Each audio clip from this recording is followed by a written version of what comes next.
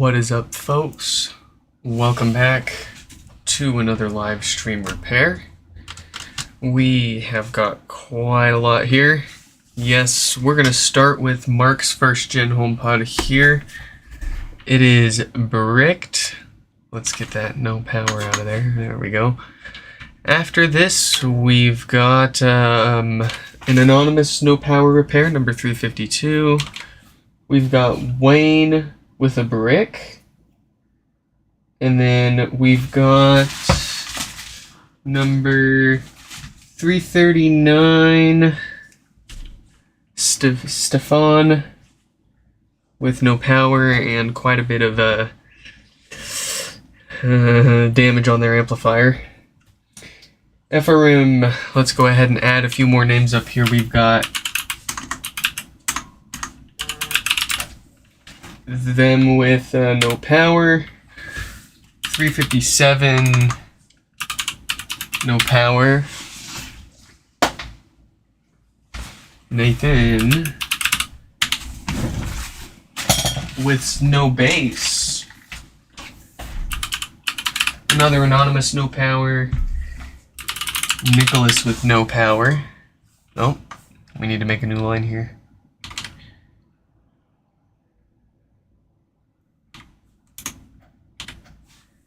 Yes, Nicholas with no power. And then number 357 has two of them. One that they just want maintenance on. One with no power.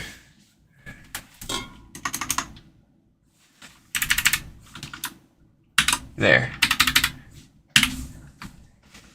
Then we have Bruno with no power. An anonymous brick. And last but not least, Jim. Look at that. It all fits in one space here. Oh, I lied. Shoot. If we can get through all of that, I'm not sure if we will. But I do have Brian's Macbook here that needs a new set of speakers. So we're going to get to that also, hopefully today, maybe tomorrow. We also have some extra stuff here, two board-only repairs, but we've got enough on our plate here right now, so we'll worry about that if we can clear this up. Let's find Mark and let them know they are up here for repair. Let's see, number 317. Mark has been patiently waiting for us to get another working space gray logic board for them. So let's let them know. They are finally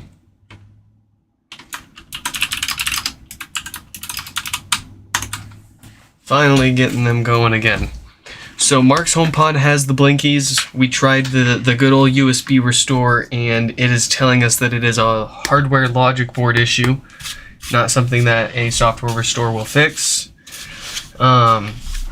We've got another space gray HomePod here that does not turn on at all.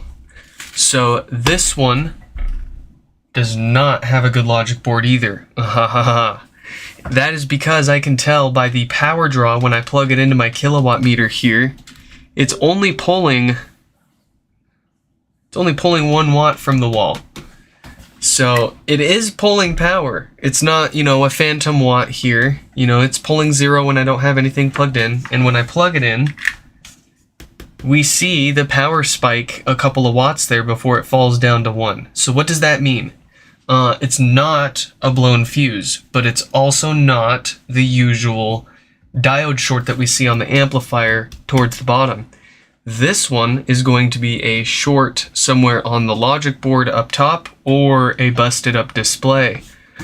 So this one's going to need a little bit of work before we can just use this logic board in Mark's HomePod here, but I don't have a whole lot of options for good working space gray logic boards at the moment. It seems to be a very popular color, and I just do not have many logic boards around here. So what we're gonna do is get this logic board out, because I know how to fix this issue.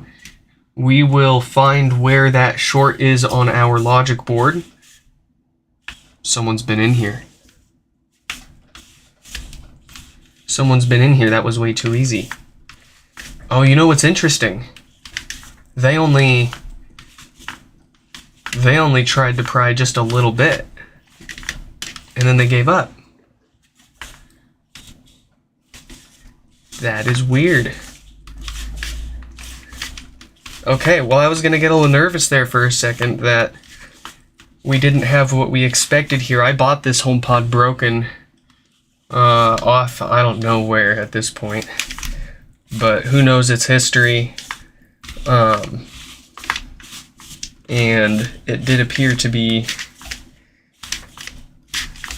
for a second there, that if someone else had already opened this up, then really who knows what could be wrong with it. Anything's on the table at that point. But thankfully, yeah, someone like tried for 2 seconds and then said, screw this, I'm selling it.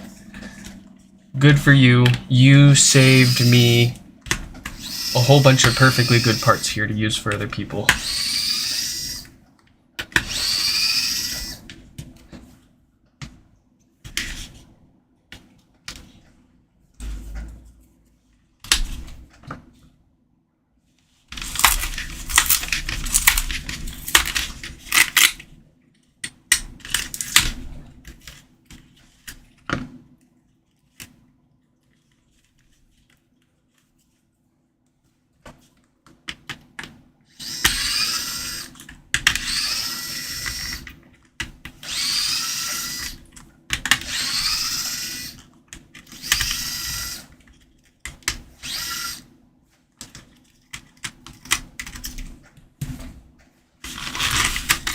Alright, we've got... I need my screws organized. Alright, we have gotten our precious resource here, a space gray programmed logic board. The rest of these parts here are perfectly good, chances are, and I can prove it to you folks. Here we have another logic board. This one has Wi-Fi issues. I'm going to take the original display and everything else, and a logic board that I know turns on, just to sanity check my theory here that we do just have a short somewhere on this space gray logic board here.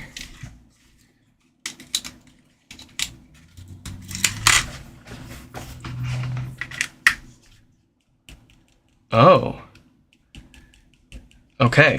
So it still doesn't turn on, which means, I mean, that's even easier for me. We don't have to fix this. It probably works.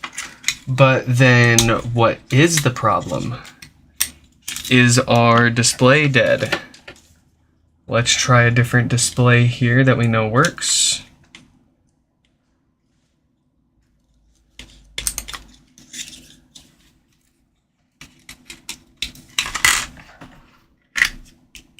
Ha!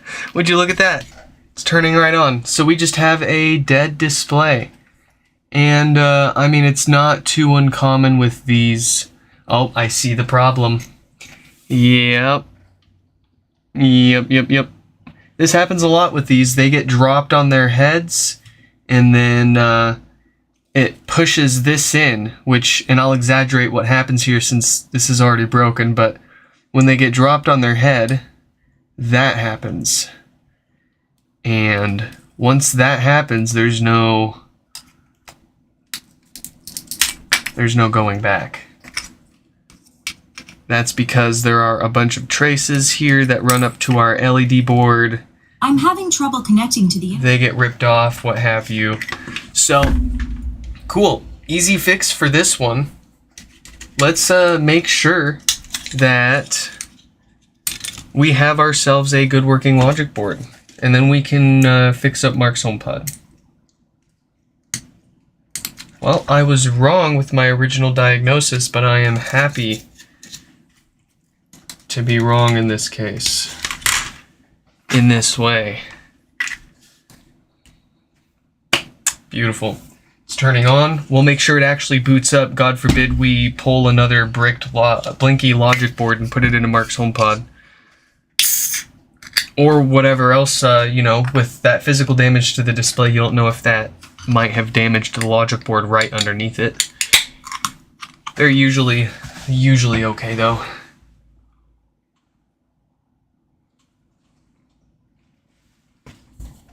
Oh, I do hope so.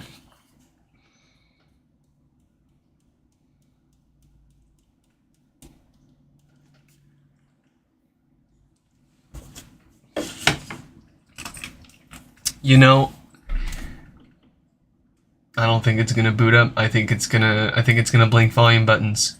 And you might be thinking, wow, how unfortunate is it that you got this and it only had a busted display. Just there you go, yep.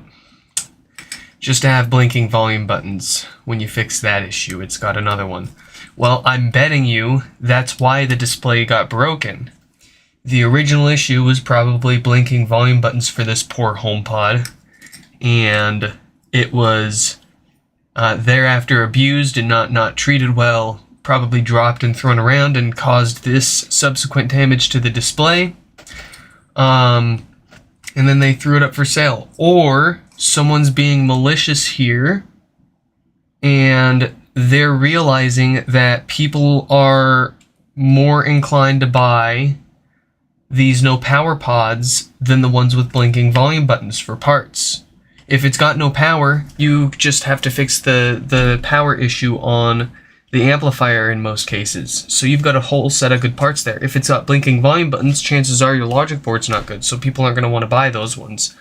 So I imagine either this was an accident as a result of it failing with blinkies, or somebody intentionally did something to the top of it to make it no longer power on, so they could sell it as a no power HomePod for parts and potentially get a better sale out of it. That is yucky. All that means, unfortunately, we might not have another good logic board here for poor Mark. We can try to restore it. It'll be obvious if someone already has tried that here. No, thank goodness. Okay, so nobody has tried to restore the software on this one yet, which means we still have a chance here.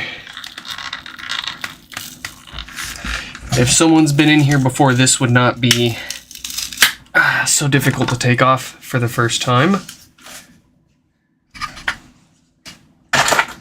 Alright, let's get a logic board back on there.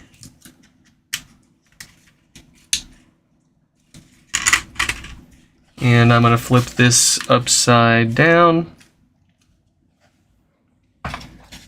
and grab my USB dock so we can try to restore the software on this one, hopefully.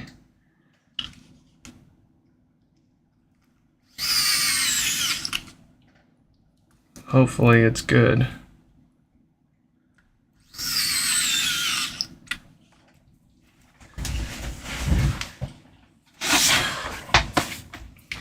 I won't be surprised if we see any funky hardware errors trying to restore it, though, with it having been dropped.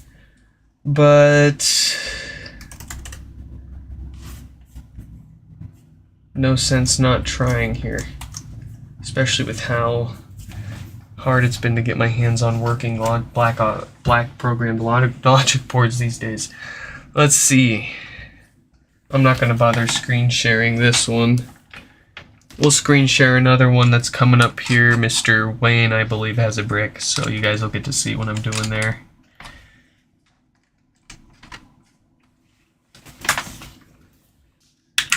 Alright, give me the good stuff. We got a pwn, we got a reset. Oh, is 18.2 still being signed?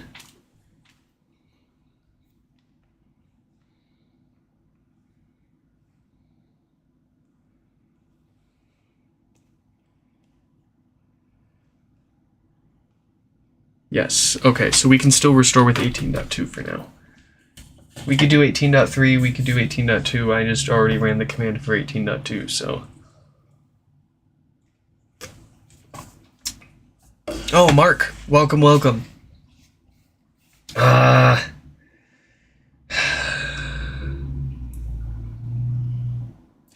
This sucks. I thought I had a perfectly good logic board for you, but unfortunately, what I thought was good has the exact same problem as your logic board. That's really frustrating.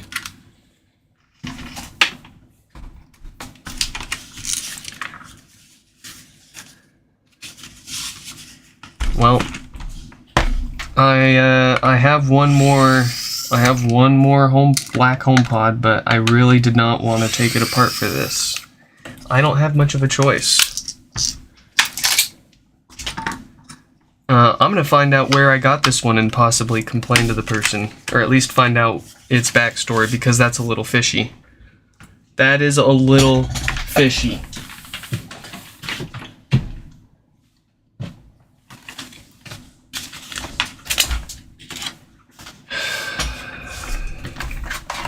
You can see why I didn't want to take this one apart.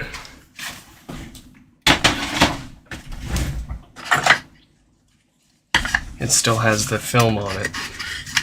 Well, but I do know that for sure I've tested this one. It has a good logic board, so we will make the sacrifice to Tim Cook.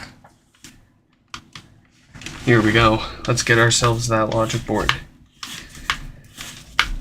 Mark, we have just been, we've been basically trying to get our hands on a working logic board for you here, and what I thought was a good one in that other HomePod turned out to be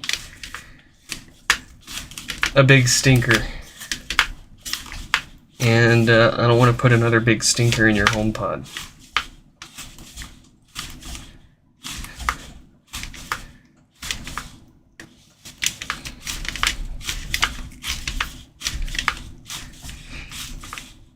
Yep.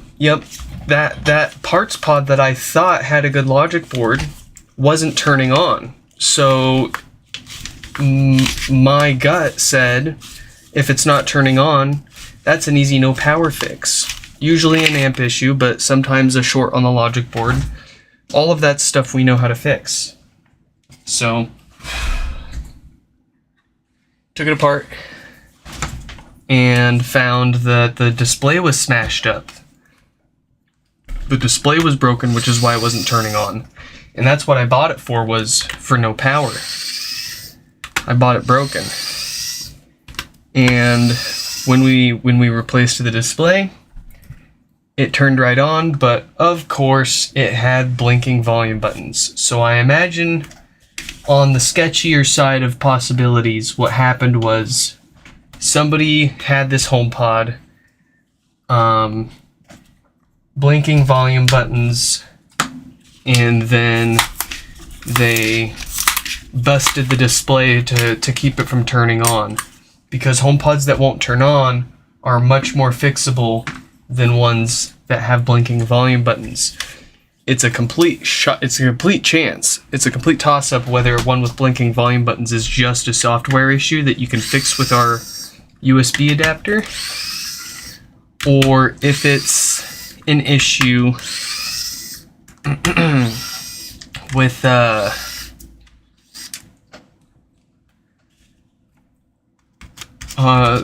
hardware on the logic board itself, like your logic board, Mark. So I have a feeling, yeah, somebody might have tried pulling a fast one on that one, and unfortunately I got the short end of it.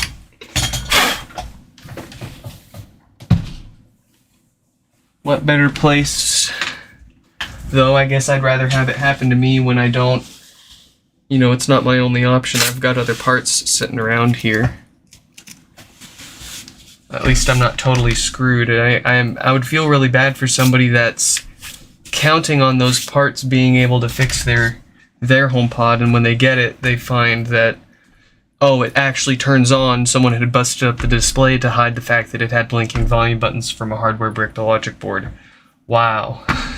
Right? So, okay. Good logic board. Mark's HomePod. Let's get this maintained and fixed up here.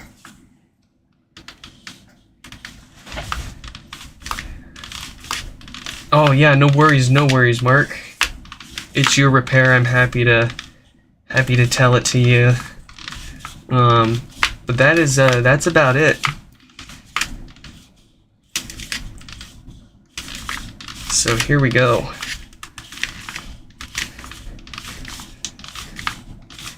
It's getting hot.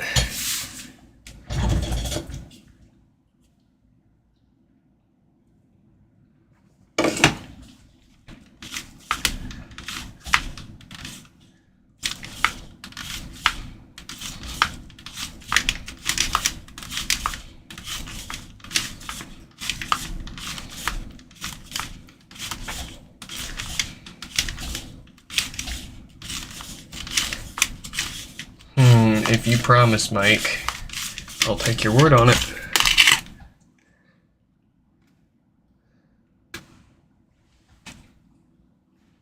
Alright. Oh! I'll be putting this on my shop website. It is a practically brand new space gray first generation Apple HomePod plastic top. It still has the protective film from the factory. $1,000 US plus shipping and handling.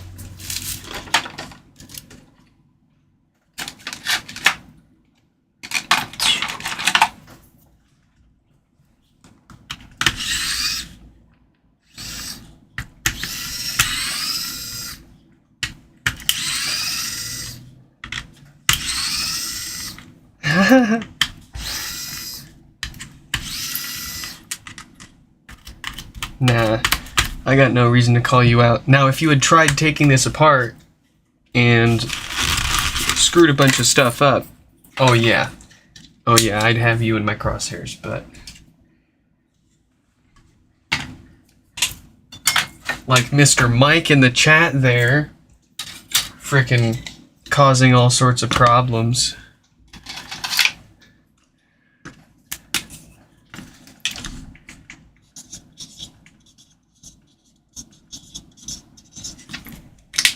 We'll see if maybe we can figure out how to fix that one's hardware issue one day, but for now, there's a good logic board.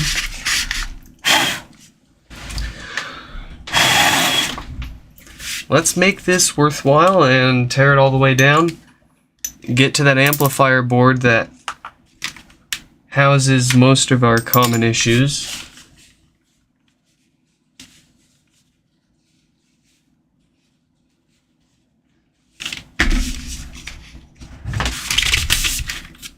Mike, I don't know if you caught the parts pod that I had tried getting Mark's logic board out of like 20 minutes ago, but I don't know what's going on with all these HomePods out there that just reek of sabotage. I mean, in your case, you got yours for free, so I don't really... I mean, I guess that's probably why you got it for free, but... I'm gonna have to look into the history of that other one that I tried parting out.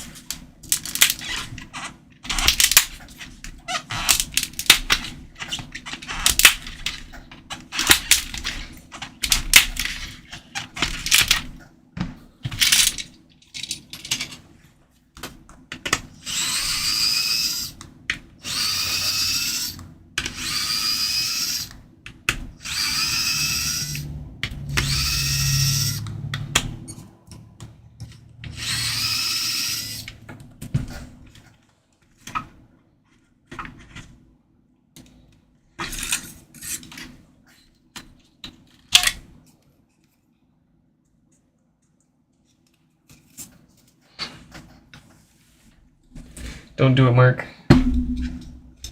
Don't listen to him.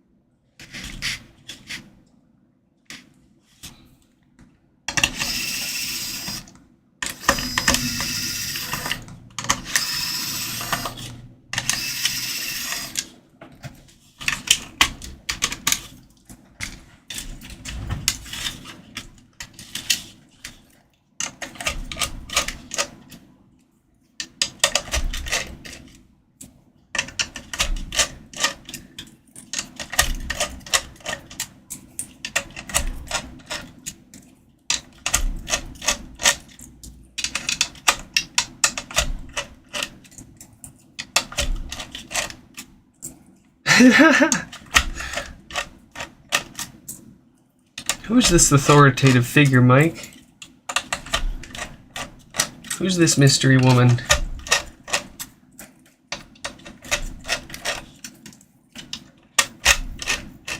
I'm highly concerned.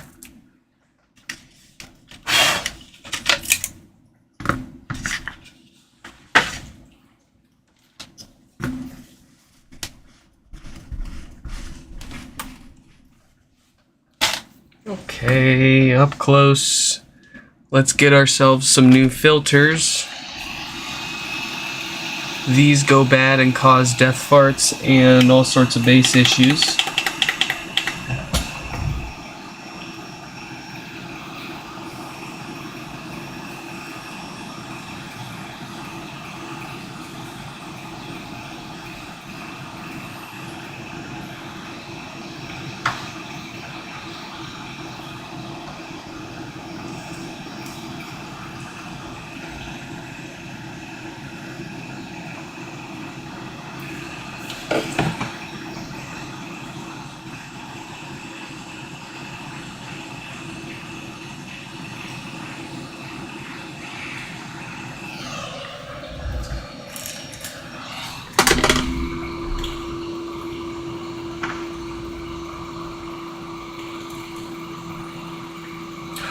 Where's my flux?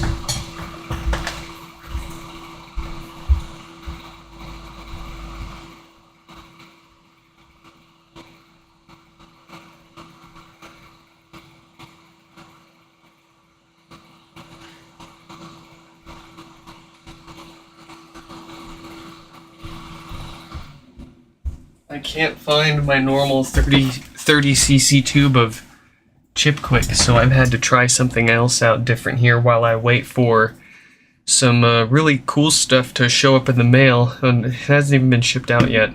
But here's the temporary solution, some liquid flux. Yes, I don't know who that is, and it's probably not legit, but it'll get the job done, and it's no clean. Let's see here. It is quite thin and runny. Oh, my iron! Let me go get my iron too. I'm not prepared today.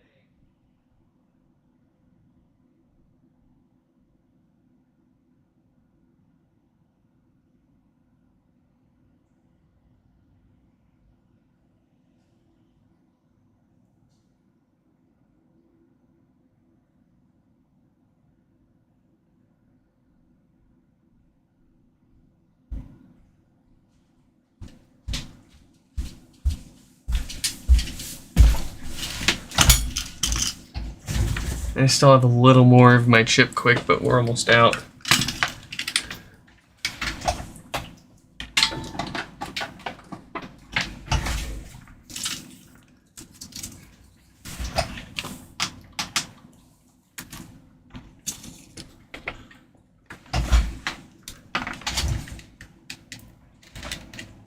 Ah, yes, my sweet pine sill. Here we go. You ready? Go.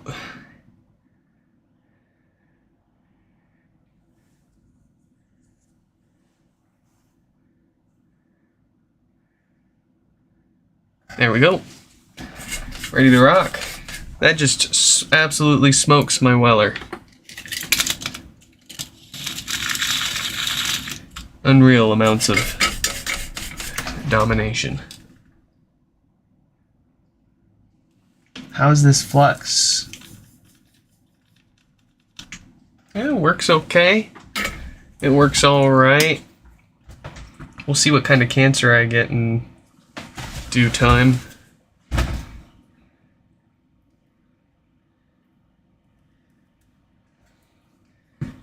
Very tacky.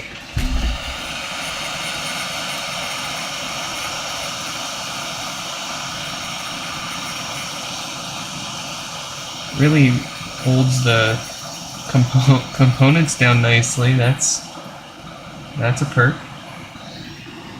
How's it work for hot air? Pretty bubbly.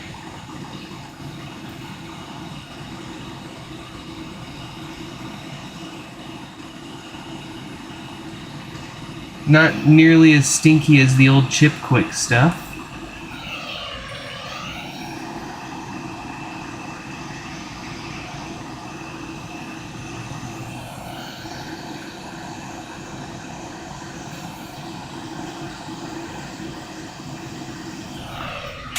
Alright.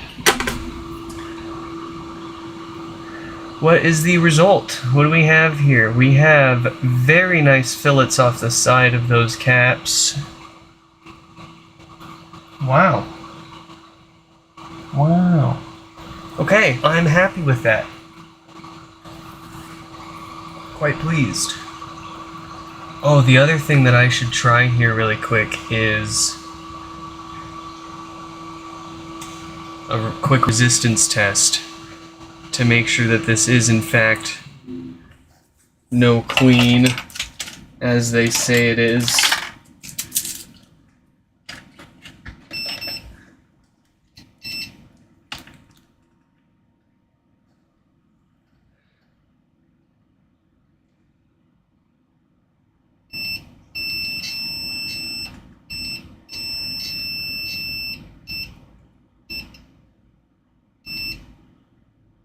No, I don't see any readings. That's pretty good.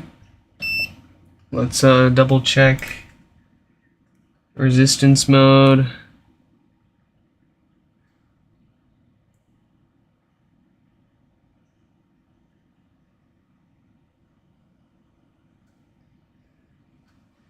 And I'm not. Oh.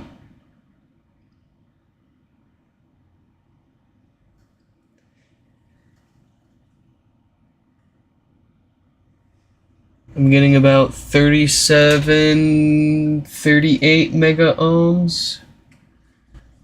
So that's okay. That's good. I mean, that's not gonna hurt anything. Let's go ahead and just do a quick sanity check to our old Chip Quick here.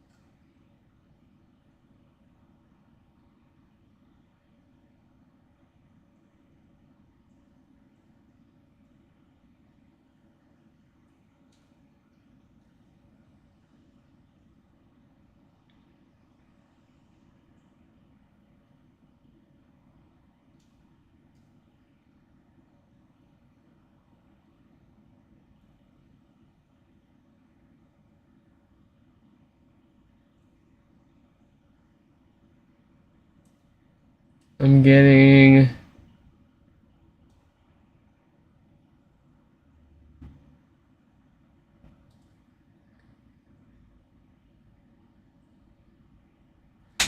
about the same readings, actually. Huh. Okay. This should be perfectly fine flux to use and leave around and not have to clean up. Anyways, let's get back to the repair here.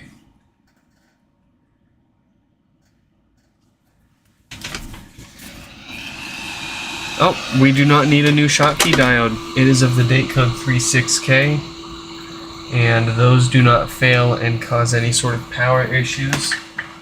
So we've got new filters on there for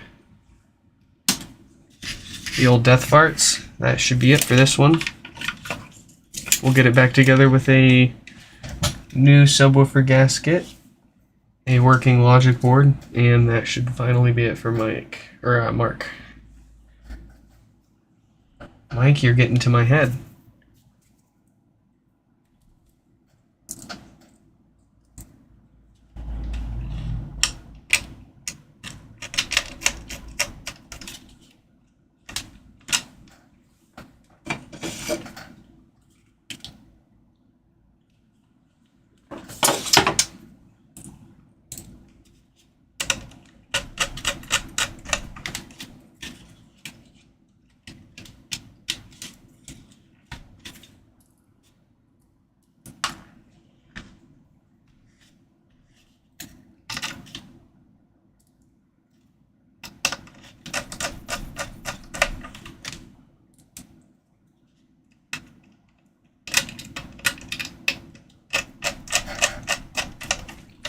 Where's my flashlight? I got it on my wallet. I stuck it on my pants and my wife was like, stick it on your wallet. And I was like, what? She was like, yeah, that's why they put two different size clips on there. Stick it on your wallet.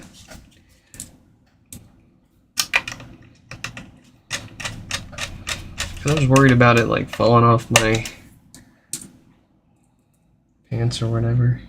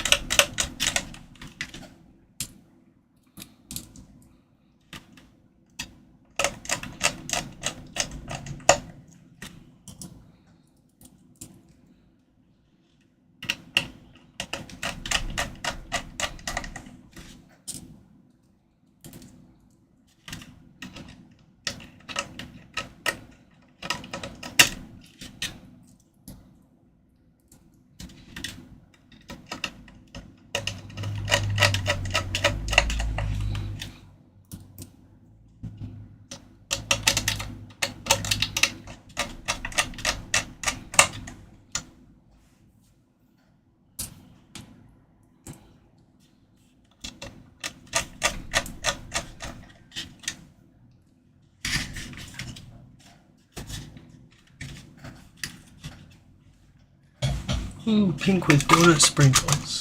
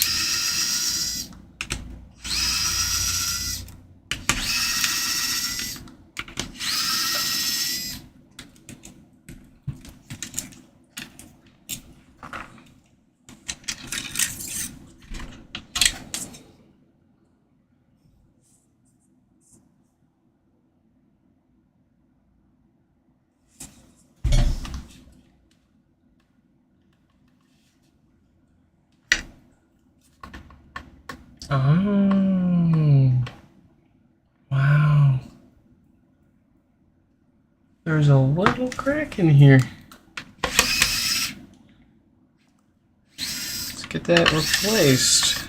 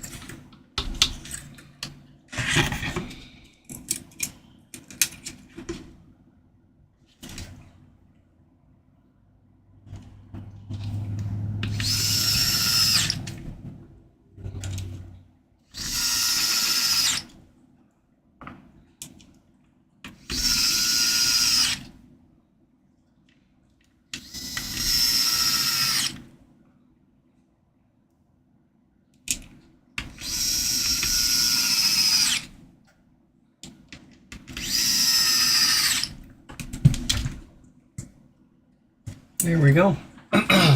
That is no fit for use anymore. I probably cracked that taking it apart.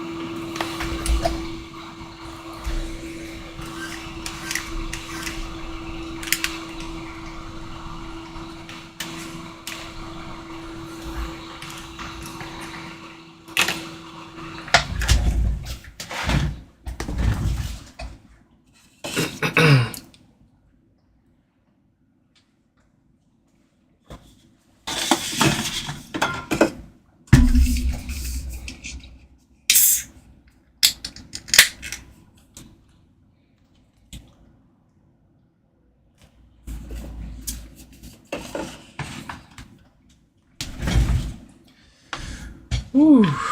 We've got... I'm having trouble connecting to the internet. something working for Mike I'm here. having trouble connecting. We will reset it, update it, make sure that it is all working good and dandy, and get you your HomePod back finally.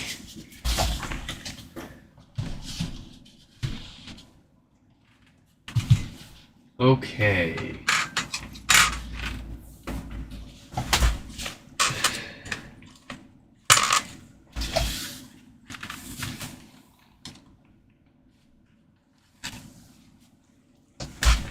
Up next, number 352 with no power.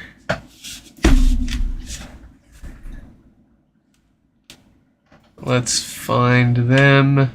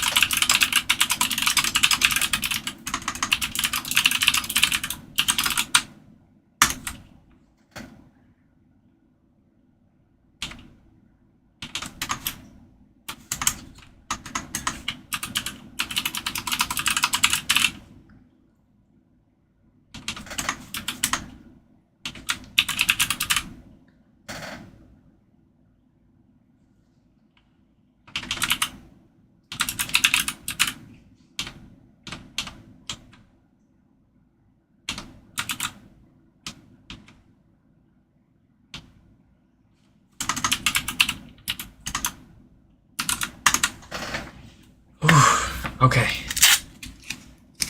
We have let number 352 know that they are up next here. We've let Wayne know that they're coming up after. And let's see. They would like a replacement mesh on top of the repairs here, and yeah, I can see why they've got a bit of a rough spot right there. What do I got?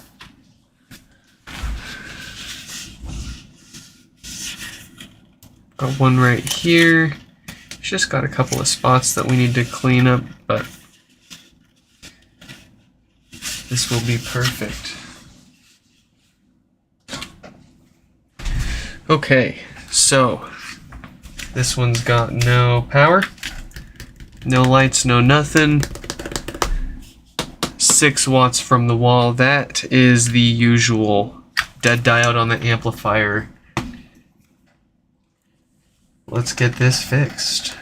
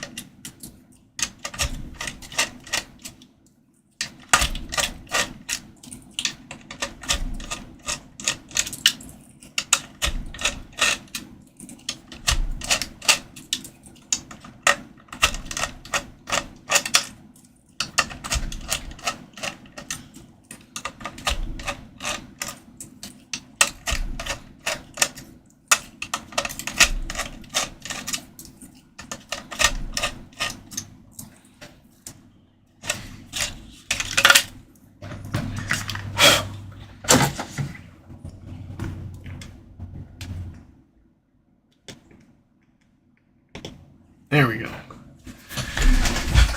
Alright, some new filters are in order here.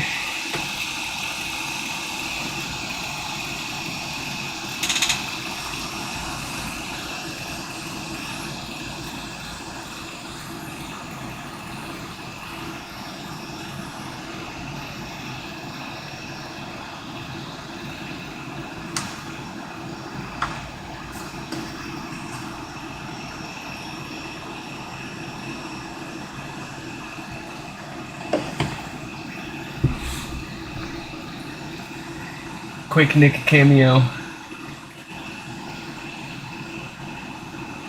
Maybe one day I'll use the unbox camera again, but it's just been easier to unbox all of them before the stream, so I can just pick them right off the ground and go.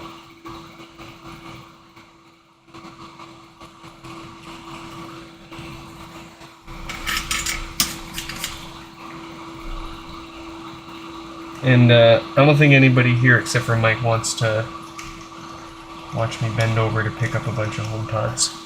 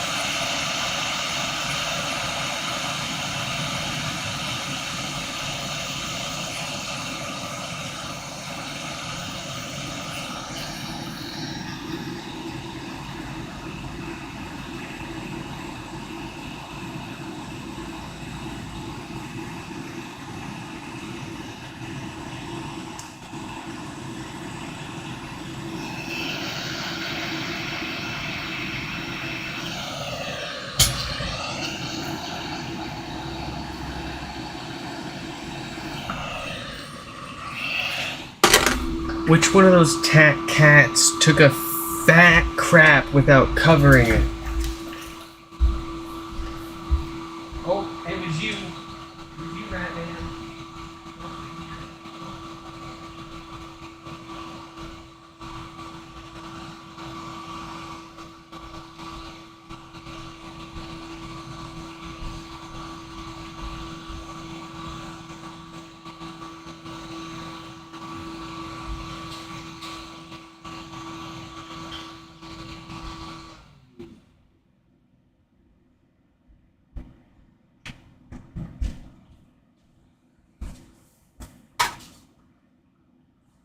Alright, I had to light a candle. It's getting real stinky. 22-pound cat takes some real stinkers.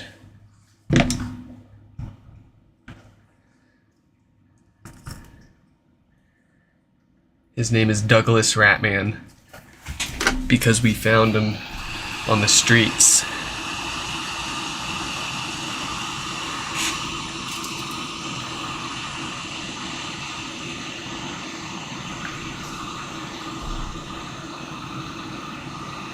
Got him about a month ago. He's starting to turn around a little.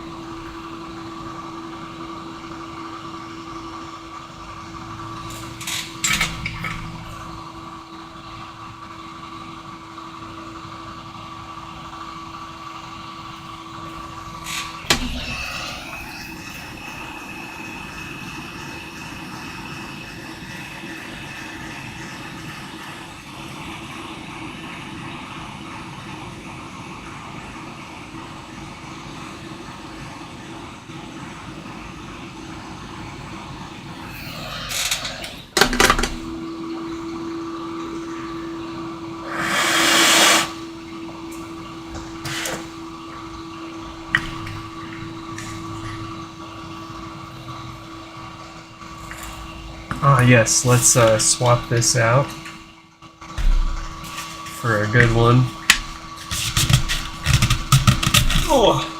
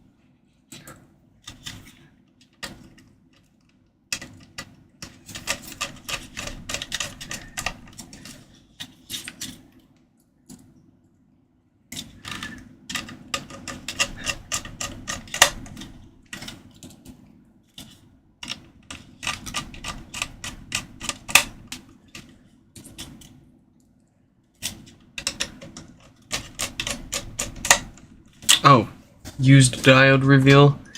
Ooh, that's got some weight to it. Wow. Here's the used diode cup. It's about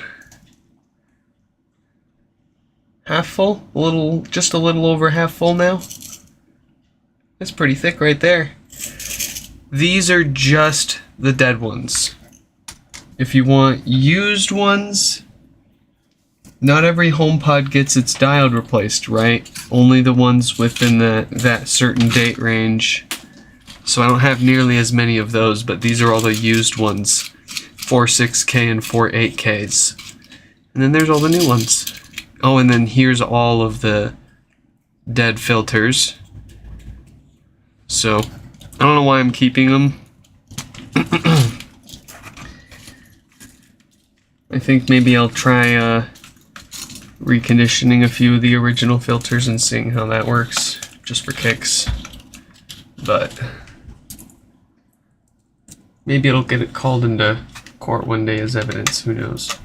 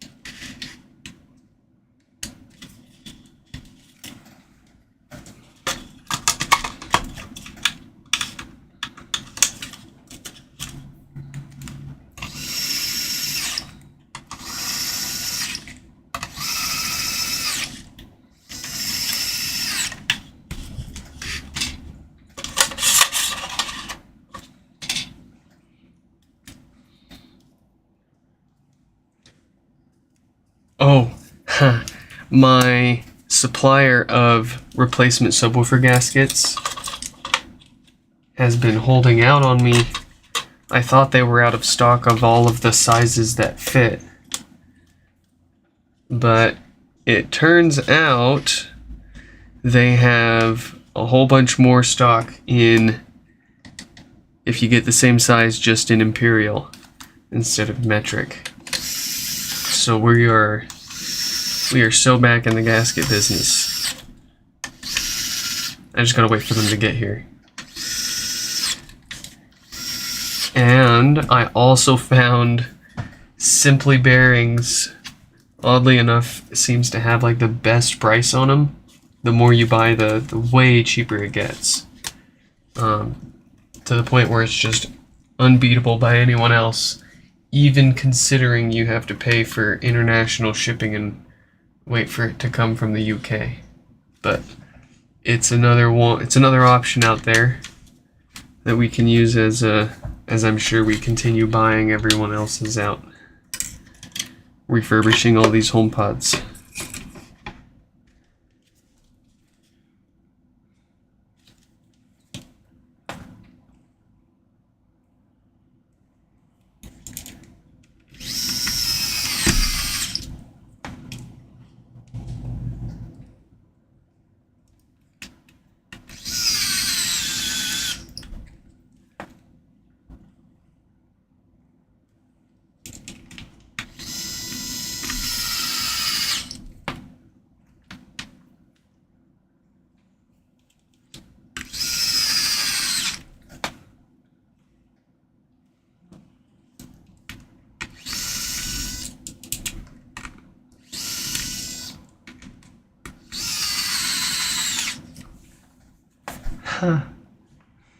No, that's a great question, Mike. No, I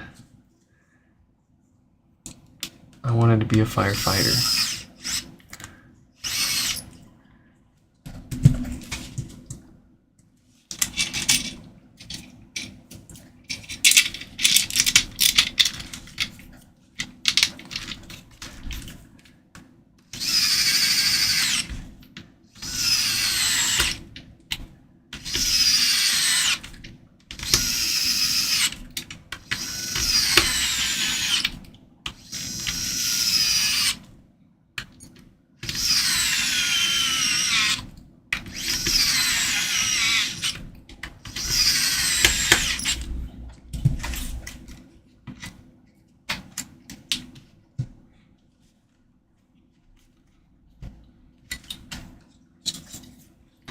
Burnt HomePod. Okay, hey Mike, what's this about you knowing a guy maybe that can get engineering sample HomePods? I'm gonna need to know more about that. Cause I'm gonna need some of that. I mean, maybe we can even work something out if you actually know a guy.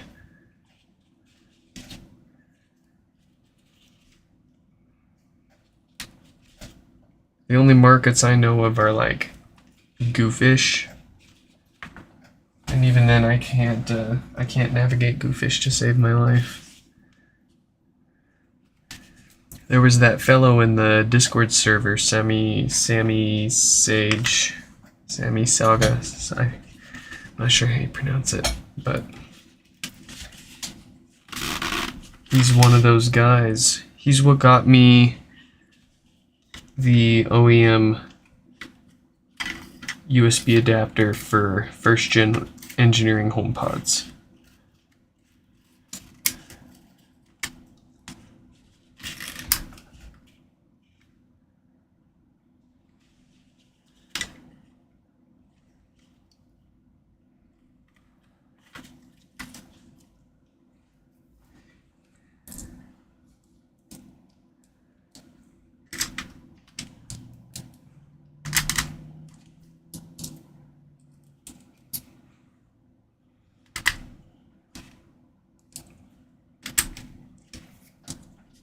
Everyone has a guy. I don't have a guy.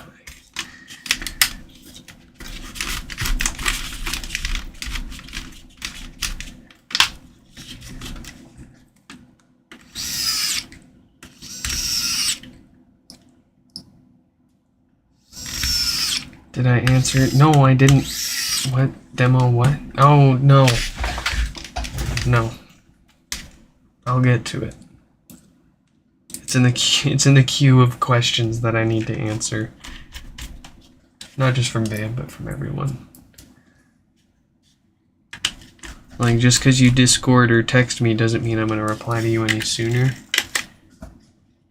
I have to freaking... I basically, like, tend to mentally triage. Well, unless I'm hanging out in the Discord channel and you ping me there, then you might get lucky. But I don't like texting because people have the expectation that you get right back to them. I treat it more like emailing. It's like I'll get to it when I can. I do it to everyone though.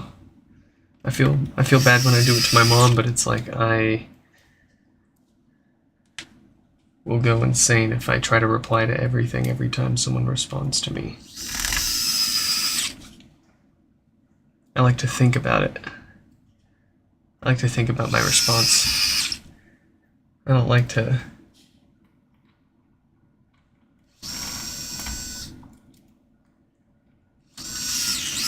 be pressured to give an immediate reply.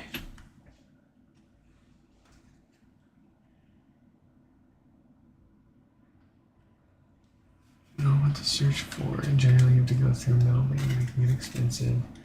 Yes. Okay, I see what you mean. Yeah, I got a guy like that. I don't like to bother them, but I also don't know I don't know how to look on there. I just search HomePod.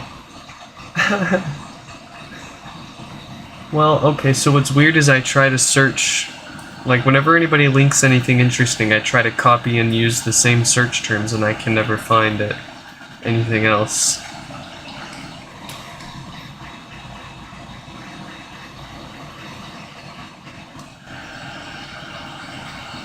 But yeah, for people where they use it like multiple times on a daily basis, it's probably second nature to them like it is to me to find a broken HomePod on eBay.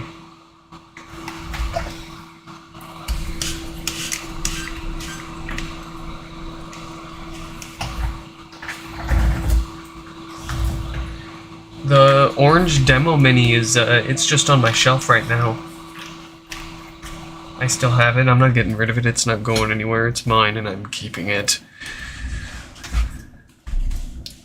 Oh, I'm gonna mute myself for 1 second, take a quick call here.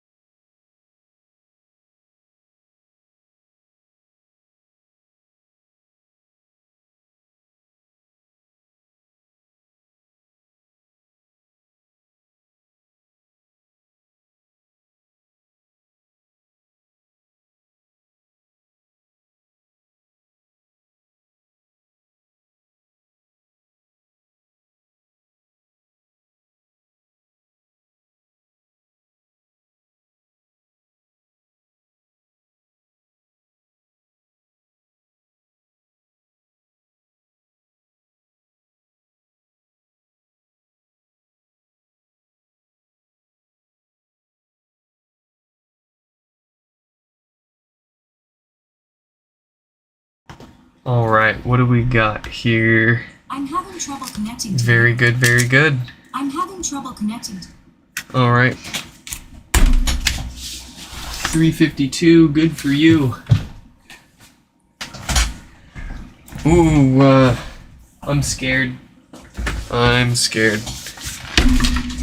We've got another space gray HomePod with the blinkies. Oh, geez. I am hoping that this does not need a logic board because I don't have any for the space gray HomePods, that is. I mean, for folks that don't care if it shows up as a white HomePod during setup, it works just fine. I've got plenty of white HomePod logic boards, but everybody's always got these space gray ones that are bricked.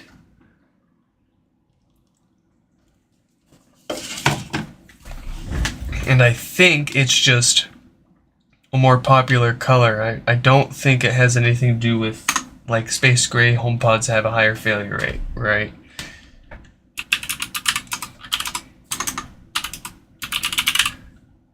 Alright, so we've got Wayne here. After this, we've got Stefan. Let's see here.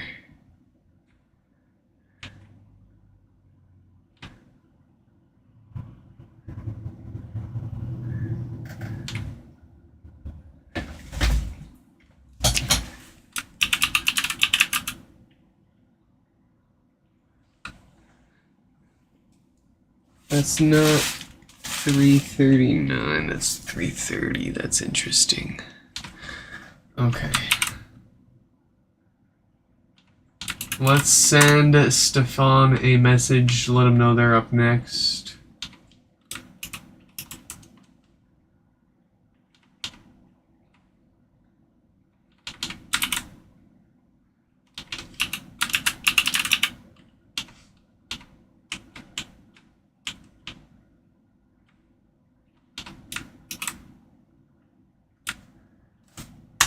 There we go. Okay. Stefan has been emailed. Wayne's HomePod is blinking. It's asking for help.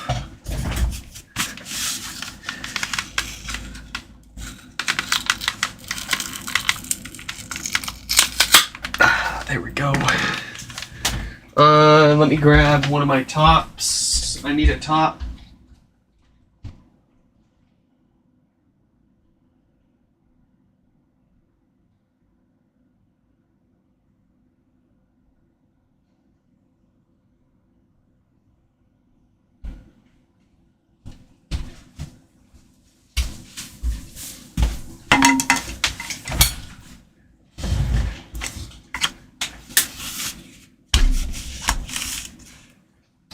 Perfect.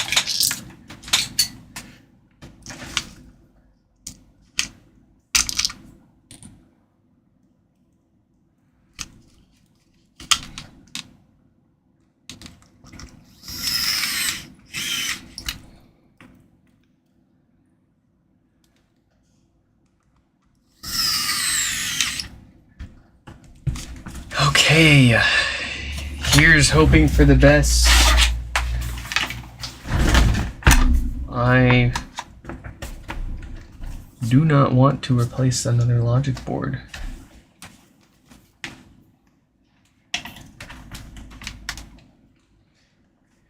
but we will give it the darndest of shots here.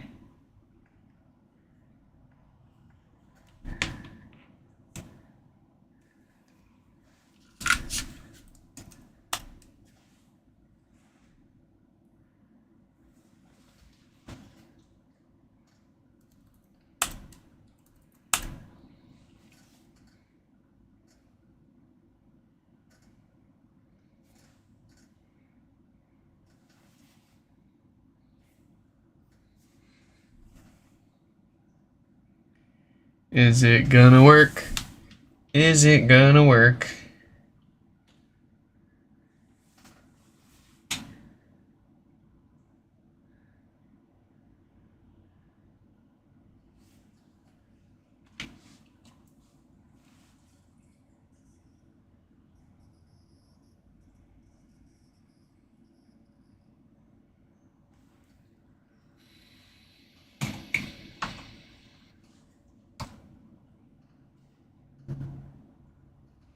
Oh, it's working!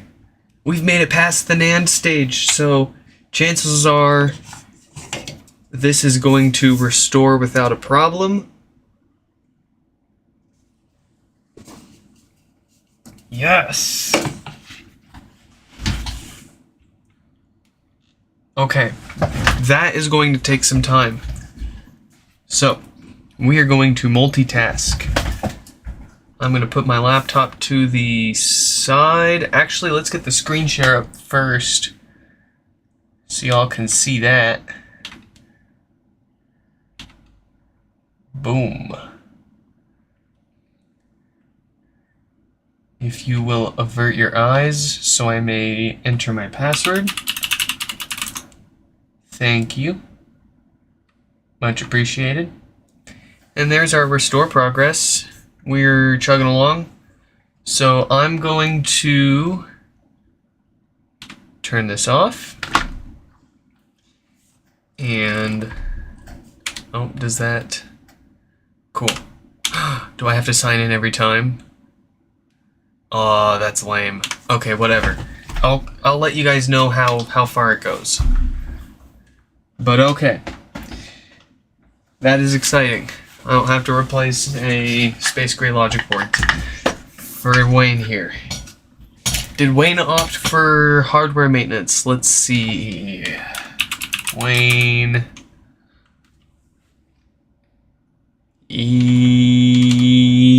Yes, Wayne opted for the hardware maintenance. So, very good. Let's take a look here at Stefan. They're not number 339. I don't know where I got that number from, but let's take a look.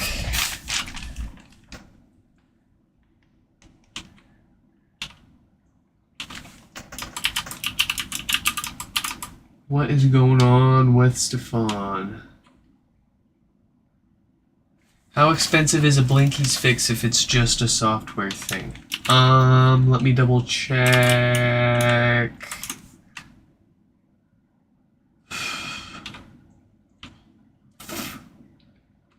If it's fixable with just a software restore like this, it's $40, which is basically shipping both ways and a couple bucks for my time.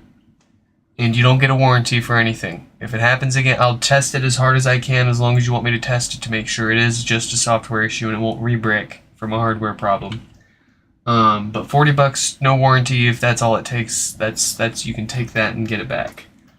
$80, or if it is just a software issue and you want a warranty for hardware issues, it's $70.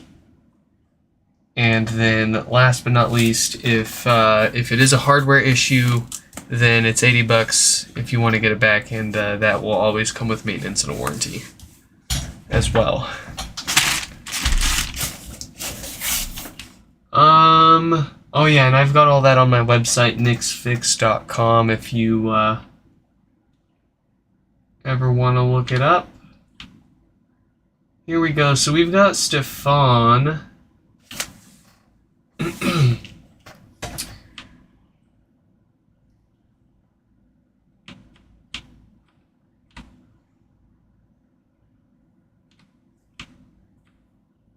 I'm reading through their emails here. Submitted a repair request. I wanted to send a photo for reference. I think the diode might be shorted.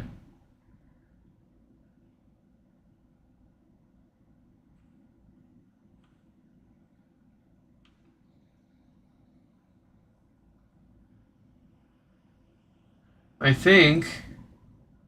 Yeah, no, I think this is just a standard no power repair. They just already took it apart and diagnosed the dead diode for us. They just didn't want to deal with the actual hardware or the actual board repair.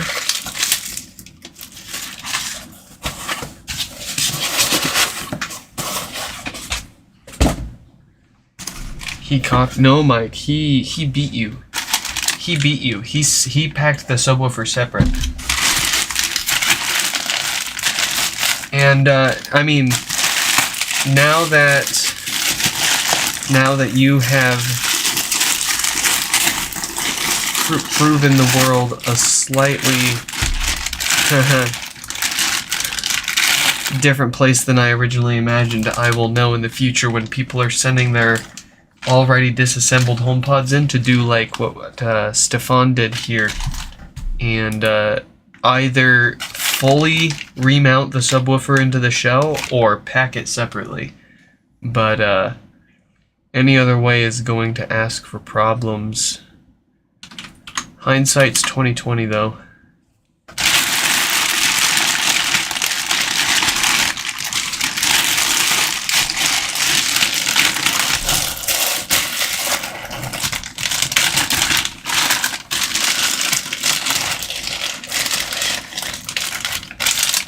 We won't need any of we don't need any of their screws and stuff here. All I care about really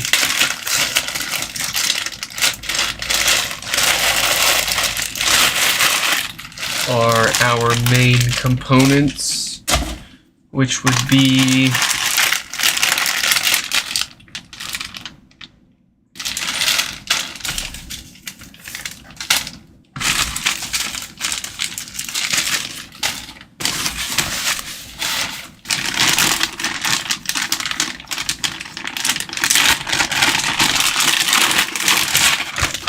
our shell, logic board, display,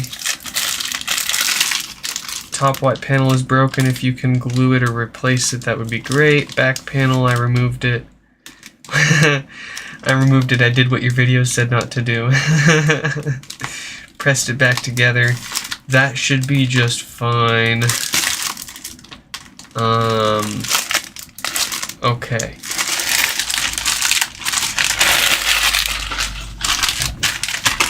And then we've got some more goodies in here. Got a power supply. Power supplier.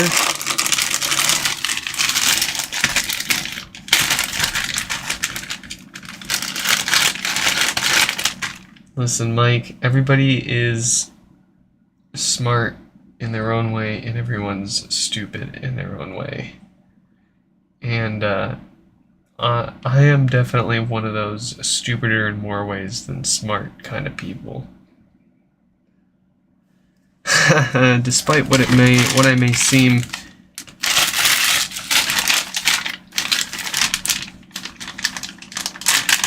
Like I was saying in Discord, I feel like I'm wrong more often than I'm right. So it's really nice to like have something that I'm usually right at. What is our software restore at? Oh, it's almost done.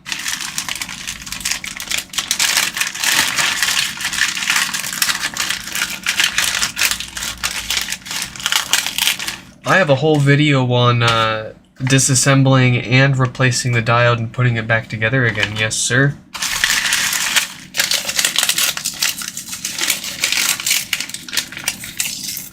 If you go to my website and you go to the known issues, if I have fixed it on a live stream,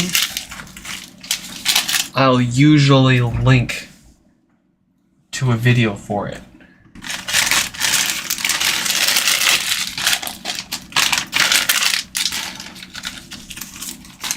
Especially the no power diode repair. That is one that I have up there as an actual video guide, not just a live stream. That's my most watched upload, actually, is how to fix a HomePod with no power. Most common diode failure, blah blah blah, whatever.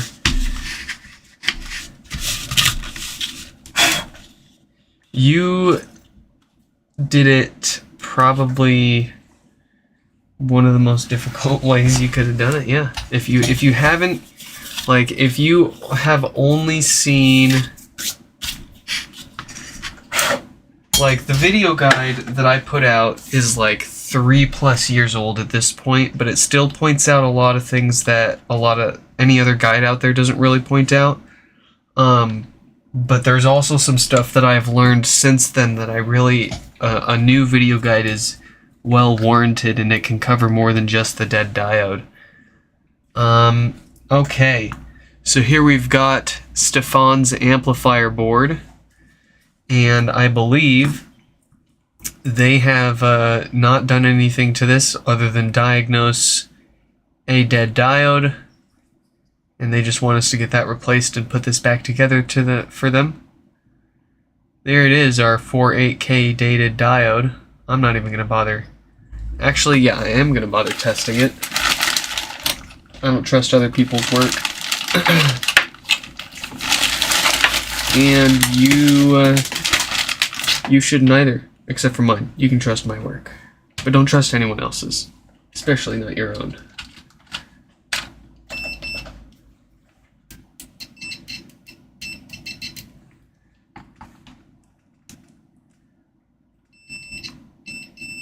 Alright, well that is a definitely dead diode. So this amplifier does appear to have a common issue, and it is worthy of our refurbishment. Let's go ahead and give it some new filters first. Oh, hold on. Restore finished. Yes! Wayne,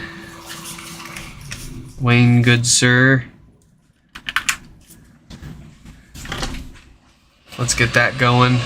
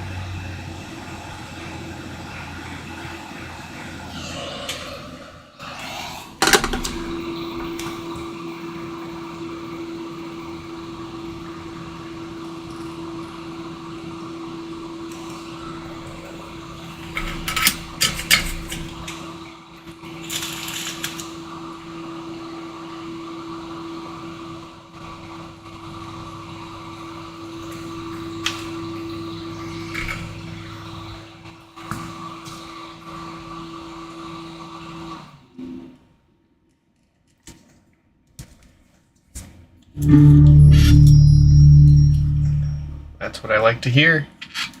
I hear it in my dreams.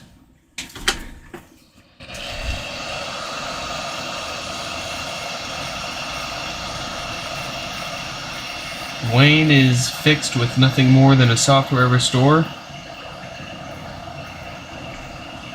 They have opted for the extra hardware maintenance, so we'll replace the same parts that we're replacing on Stefan's board here. Make it worthwhile to them and worth giving them a warranty. And then that'll be that. But we have given Wayne a fair bit of attention, so we won't do their maintenance today. We're going to try to touch as many HomePods as we can in one sitting here, so we'll save Wayne's hardware maintenance for tomorrow's stream. That also gives us a chance to let it test overnight and make sure that it is just a software issue that bricked it and it wasn't an underlying hardware issue that caused this problem. I don't want to charge them for hardware maintenance and then do that and then find out it needs a new logic board too. I want that extra $10 if I need it.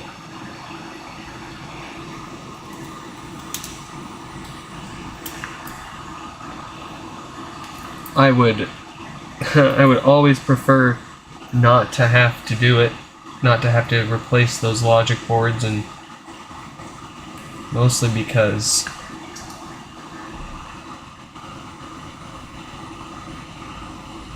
the value of the repair, of course, goes down the more you have to pay for it.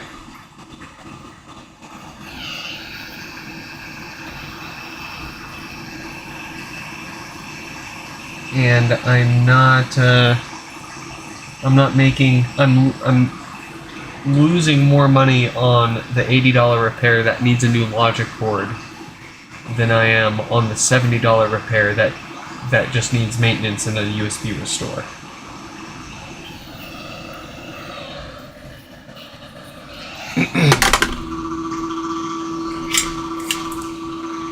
Because those logic boards, especially for space gray HomePods, I don't know what it is with the space grays. It just must be a more popular color, but slim pickings for good working logic boards for those guys right now.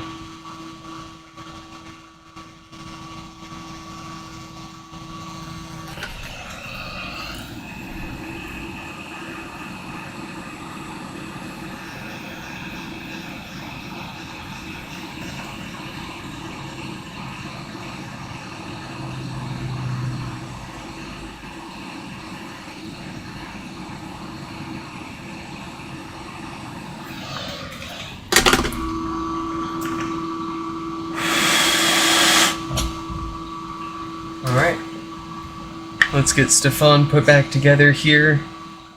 Let's get Wayne off the table here and onto the test bench so we can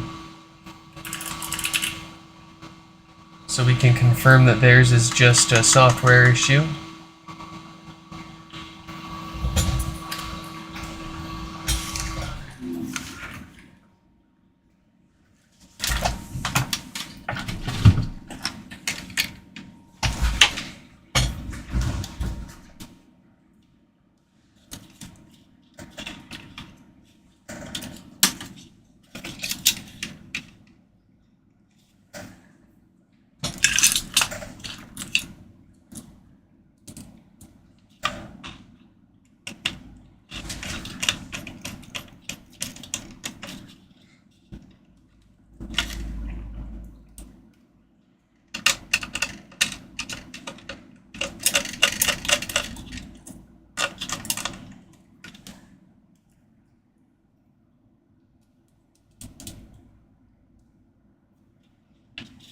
Sorry, I'm trying to understand what you just said, Mike.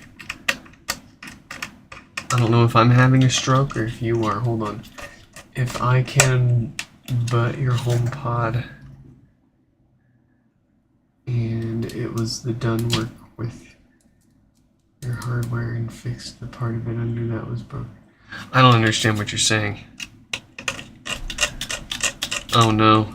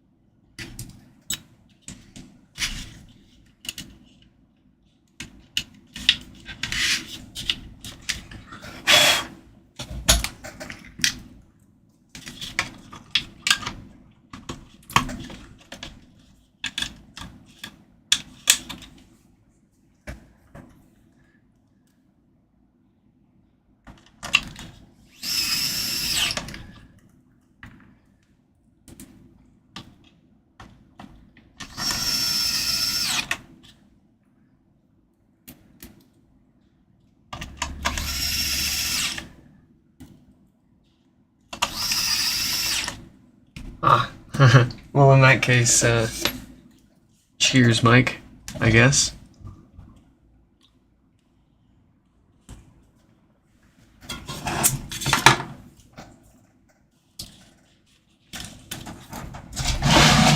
Sapporo is good, but I just love Kirin Ichiban so much more. It's got that good malty goodness flavor. Goody, bready goodness.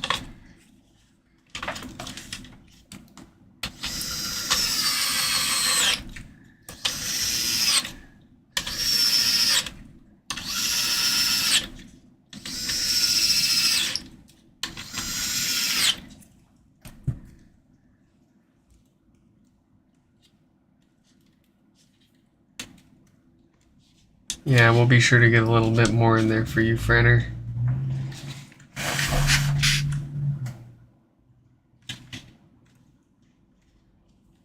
I'm sure the moisture from my breath is doing far more harm than any of the dust particles and stuff in there will be doing.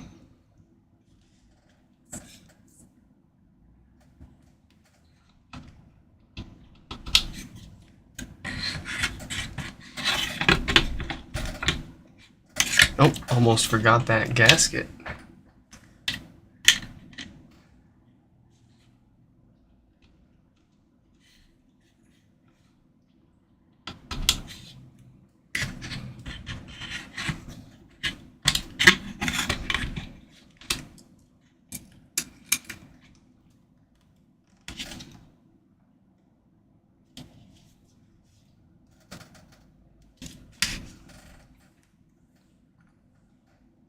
Get some fresh screws out here.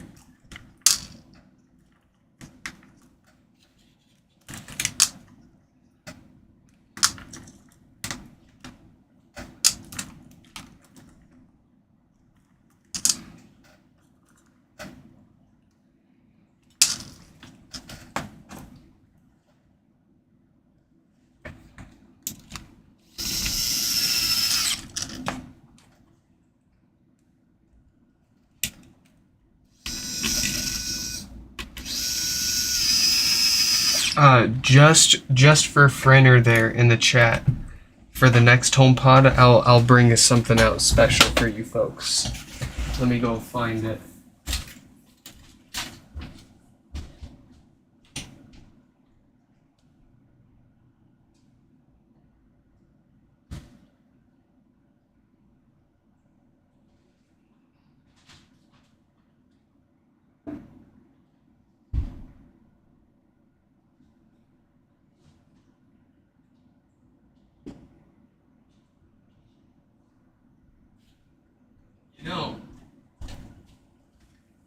More than 3,300 of these have been blown by yours truly over the past 3 years.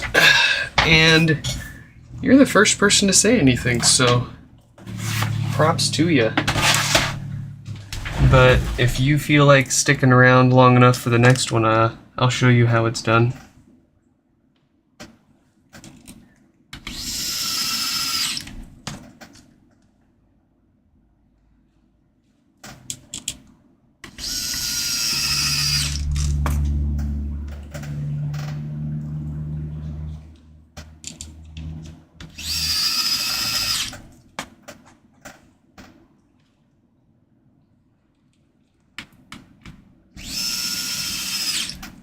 Oh, and this is why we pry against the screws of the subwoofer now and not against the woofer itself. Because chances are, I mean, nobody's going to see it once we get this all put back together. So if you scratch the woofer up, who cares? But in the future, if anybody ever gets their hands on one of these and they want to take it apart and reuse the woofer in some kind of external enclosure where they will see it, then it's going to look obviously a lot nicer if it doesn't have a bunch of scratch marks and pry marks all around the side of it here. And the screws, are much easier to replace than the subwoofer itself. So pry up against the screws for the subwoofer when you are removing this basket here, and you can always bend the screws back. If you bend them too far, you can Sharpie them in, but the subwoofer is of course a lot harder to replace. So that is one of those that's just one of those things that we've learned since making our original video guide on these. We also haven't we didn't include the beer breath inside of your HomePod before you put it together in the original guide, so I'll be sure to include that when I make a new video guide.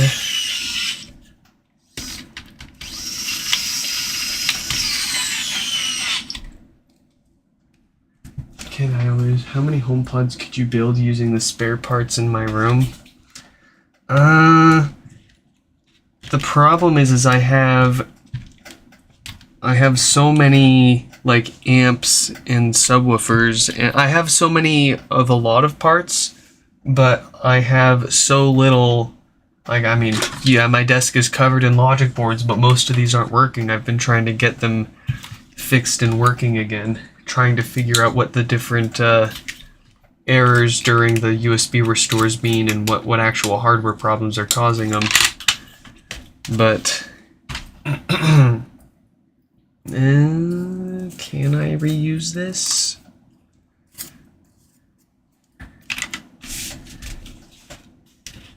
Yes, it looks good.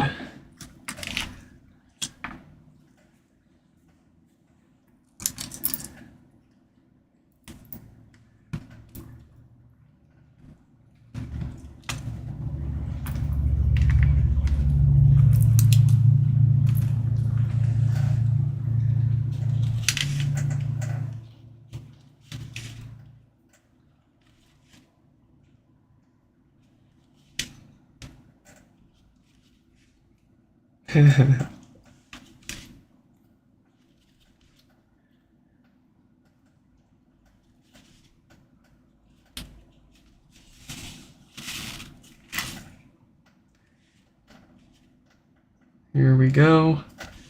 We'll get this sealed up, and it'll be the grand reveal for Stefan here. We didn't test anything. We have full faith in Stefan's disassembly skills and that they didn't break anything else along the way. I didn't see anything obvious, so if this is like any other dead diode repair that we've done plenty of times here, then no reason it shouldn't work. We just had the first like part of the disassembly already done for us. Hey, that'd be pretty nice. We had if we just had somebody to take these apart for us and we just cranked through board repairs. Like that Turbo Nerd Northridge fix. He's got big bus. I need a big bus. I can make wife big boss. I can teach her how to take these apart for me, and then we just crank through. If we end up like, okay, it's all fun and games getting 10 of these a day, but like when I've already got a day job and a 2-year-old to try to take care of, and my wife only has so much energy to watch the kid all day while I'm working the day job, and then I'm like, all right, time to go stream for 4 more hours. Hope you're gonna be all right. And then end up making dinner late, and it's a nightmare. But if we like seriously end up consistently getting like 10 or more of these a day over and over again, I might have to it might get to the point where we only do board repairs live. I would hate to do that because I feel like a lot of the magic comes from just seeing people, seeing us take this stuff apart right in front of them. And the fact that, I mean, we can get it in and out in, on average, like 20 minutes, so. But that's, you know, 20 minutes for each repair. If I'm getting 10 a day, I'm gonna have to find other ways to make the time.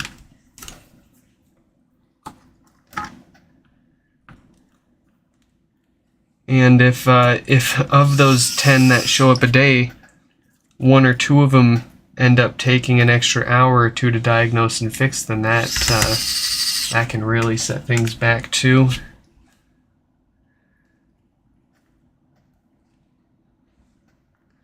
That is a Steam Deck screw. That is not a HomePod screw.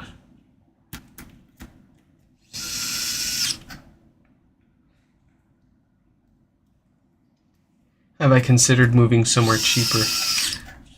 I have. I've considered moving back to Spokane. If I move, it's staying in Washington State. I'm not going anywhere outside of the state. Sorry. Alright. Here is a top. It is in one piece. It does have a couple of noticeable scratches. I mean, they don't even show up on camera, but oh no, actually I changed my mind. I see a couple of cracks in there. I don't want to give them that. Let me find one with a couple of scratches but no cracks. So it is a significant improvement from their other one here. Let me see if I can find it. I cannot. Whatever. We will make them a very reasonable offer on this this replacement mesh and top here, since they're already paying so much for the repairs. I mean, if you're trying to buy the parts off of me by themselves, that's why I have to charge so much, because I don't have a lot of room to at least not lose money giving you parts. But as for repairs, I have a lot more room for margin there. So if something needs a whole board replaced, or you need a whole thing here or there, cosmetic spruced up, I have more room to make a deal.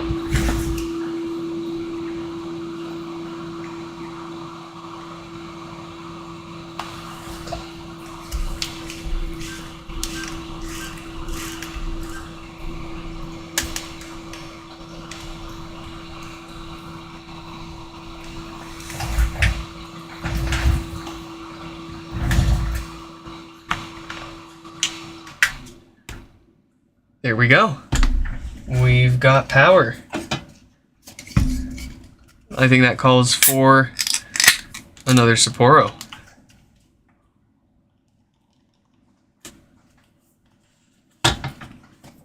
BV, what is up? Welcome back. I hope your HomePod is well on its way to you, if not already delivered.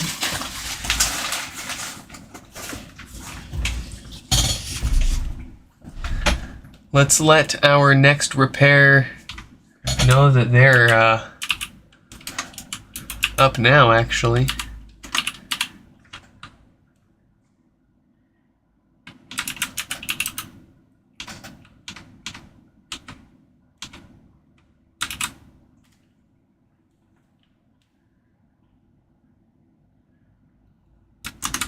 All right. I'm having trouble connecting to the internet. I'm having trouble. Very good. Let's put that one back onto Wayne's HomePod.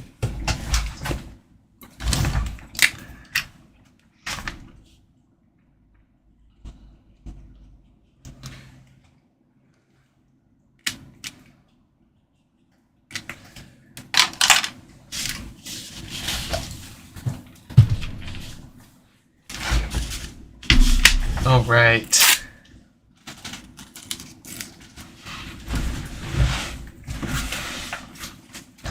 I have not forgotten. I do not forget. Here we have, I believe you would say Ephraim? I'm not sure, actually. If anybody knows how you pronounce that, feel free to correct me. Like I said, I'm usually wrong. It's nice to be right about something here, and that something is HomePods.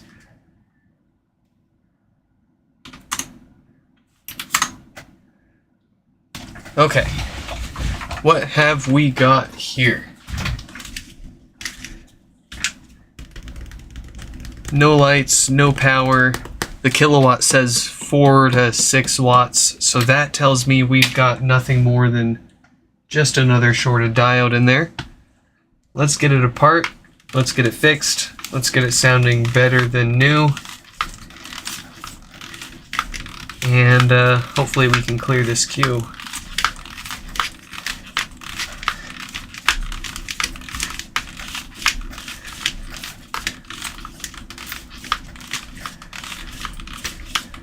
Oh, before I forget, number 357, let's shoot them a message since they're up next. 357 has no power.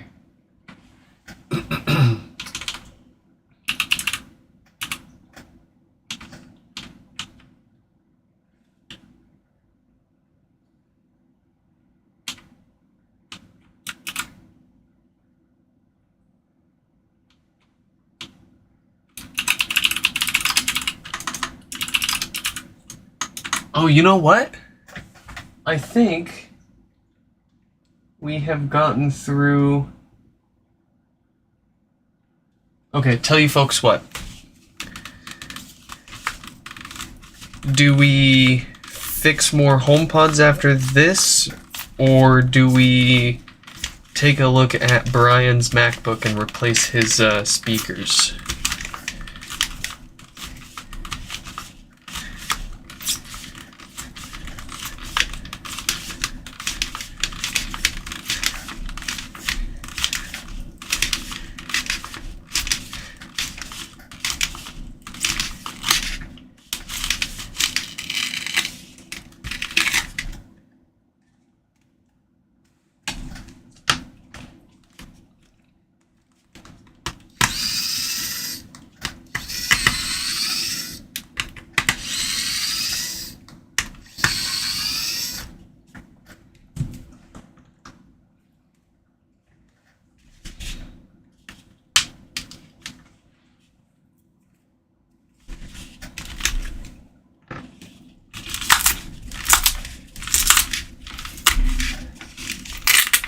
Alright, well, Mike wants to see more HomePods, it sounds like.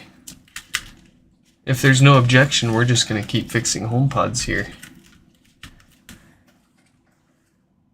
We'll fix Brian's MacBook tomorrow.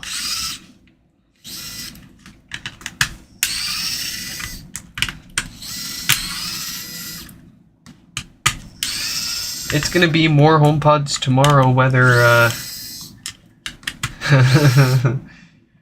no matter what we decide to do today.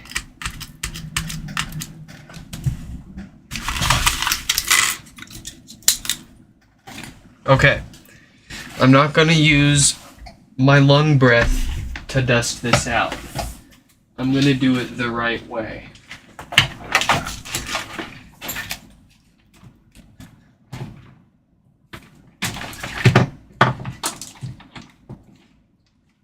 Headphone users, you have been warned.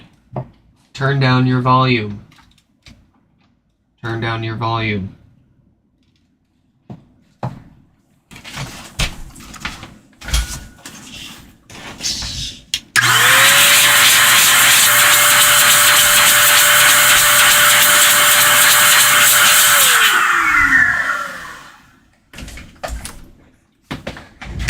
Oh. It does work really well. Okay, Frenner. I mean, I brought that out as a joke, but I might just do that every time now.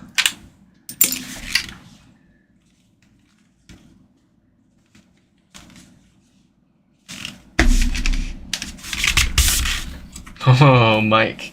Oh no, Mike. Yours is special. Yours is gonna get its own, yours needs its own hour or so. We'll get to yours tomorrow. But after Brian's MacBook.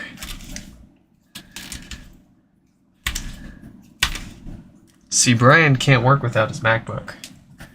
And I'm sure you can't work without your HomePod. Your second or third or however many other HomePods you have. I'm sure you need it. But I think Brian needs his MacBook a little more. Maybe. I don't know, maybe I'm wrong. No, Frenner, we're all good. I just wanted to. I'm being totally serious. Like I might just use it every time now.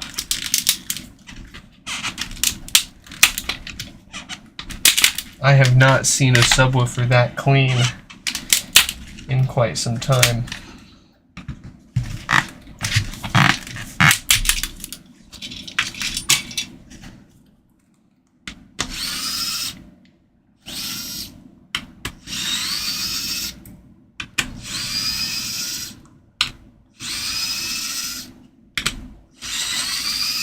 What is a HomePod used for?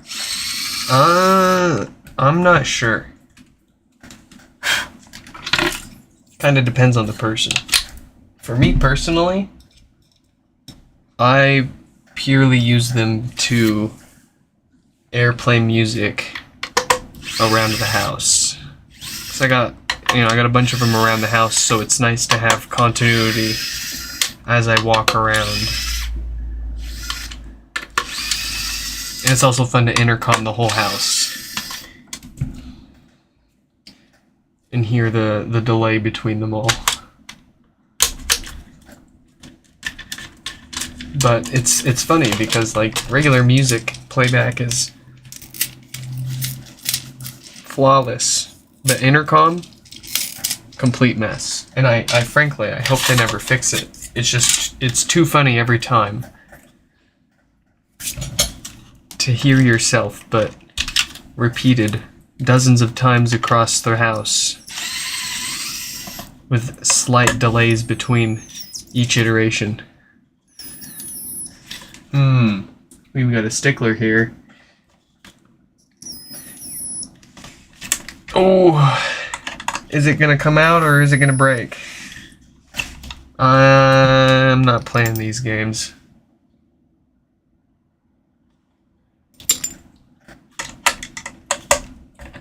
Not today, not here, not now.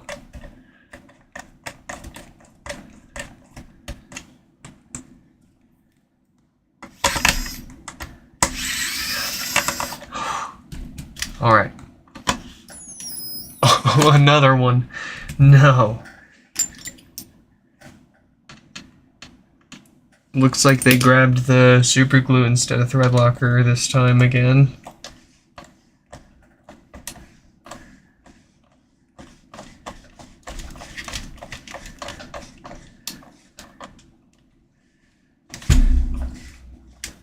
Oh, this one's really stuck in there.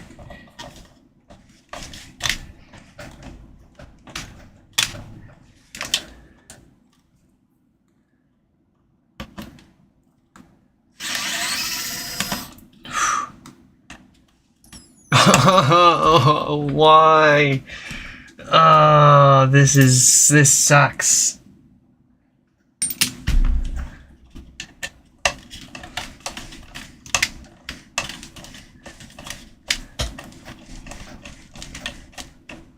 Oh.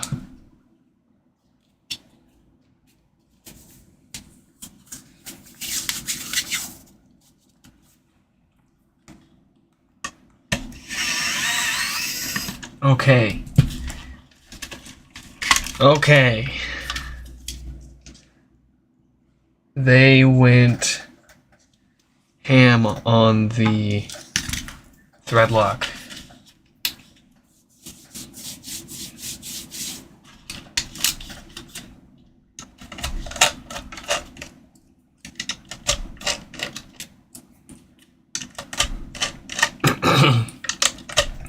I use my HomePods for locked club.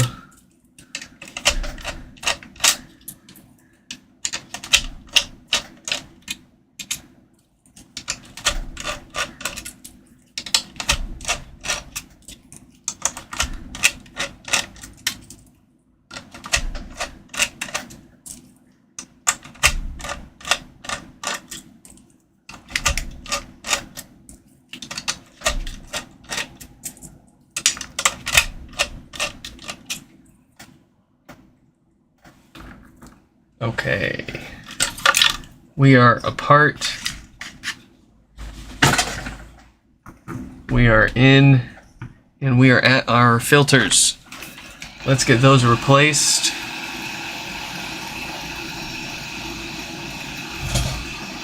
Before they need to be.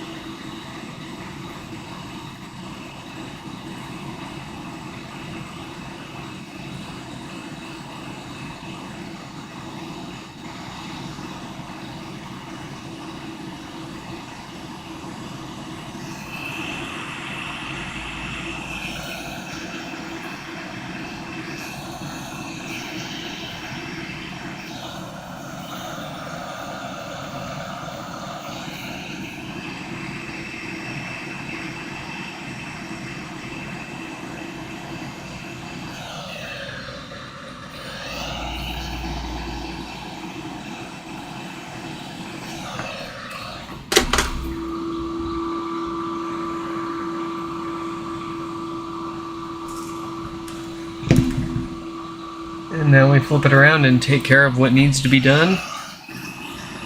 We've got a dead diode here as part of the usual dead batch of these. 46K dated, of course. We'll get that replaced with a new series. I mean, anything other than the same date code would be fine, but to make people feel warm and fuzzy, we give them a brand new one, rated slightly better, held to a slightly higher manufacturing standard, and as a big bonus to all of that, it ends up being a cheaper part than the original exact replacement. So there is no chance of this problem happening again.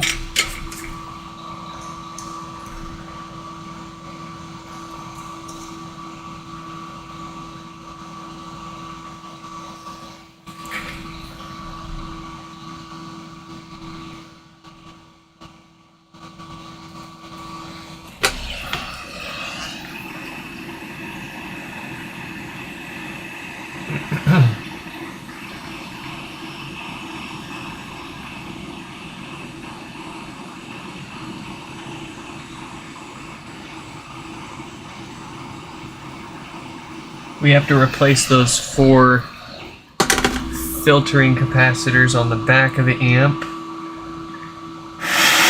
because they often go bad and cause death farts and all sorts of bass issues. And when they go bad, it tends to cause more damage than just the capacitors going bad themselves, like roasting the subwoofer speaker, blowing up various components on the amplifier. Things that didn't expect to see a bunch of amplified DC voltage, only AC. For example, your subwoofer speaker, before I started working on HomePods, I always had fun with speakers. I have more probably than the average person before getting into HomePods. I would love going to Goodwill and scouring the speaker section and grabbing whatever looked nice at the time for a good deal. And but I never had a real deep understanding of how all of it worked beyond speaker cones moving in and out and a voltage being applied to them and moving it, and that's how air, sound is made, whatever. Very, very basic understandings of things. But one thing I didn't realize was the type of voltage that goes into your speakers is AC, not DC. And you might intuitively think when you're looking at your speaker wiring, it's got a positive and negative. It's usually got a red and a white or a red and a black. And you usually see that with DC voltages, not AC voltages. With AC, usually you have like a live, neutral, and a ground. Or a live and a neutral at least. So it was pretty surprising to me when I started diving into HomePod repairs. We were trying to figure out why these HomePods were death farting, as people call it. And someone diagnosed that it was caused by DC offset, but nobody figured out where that DC offset was coming from. So I took a crack at it, and through a little bit of research, I found a really cool blog post talking about DC offset, and they pointed out that when filters are failing when filters are failing and causing DC offset, it gets worse with heat. I mean, first of all, it's inevitable that any Class D audio amplifier gets or generates an amount of DC offset. So you have to build filters into your amplifier design. But when you do have a DC offset, it's usually the filters going bad that causes that. So we know death farts are caused by DC offset. We know that DC offset and death farts are caused thus by its filters going bad. We just need to find out where those filters are. We don't have schematics for anything, and the only thing that anybody has taken a wild guess at is the main amp chip. So each speaker, the 7 tweeters and the subwoofer, each speaker has its own dedicated amplifier on the board. The subwoofer has a big one right in the middle, and people thought that it was the big middle chip here that was causing death farts. I found a suitable replacement and found that that wasn't the case.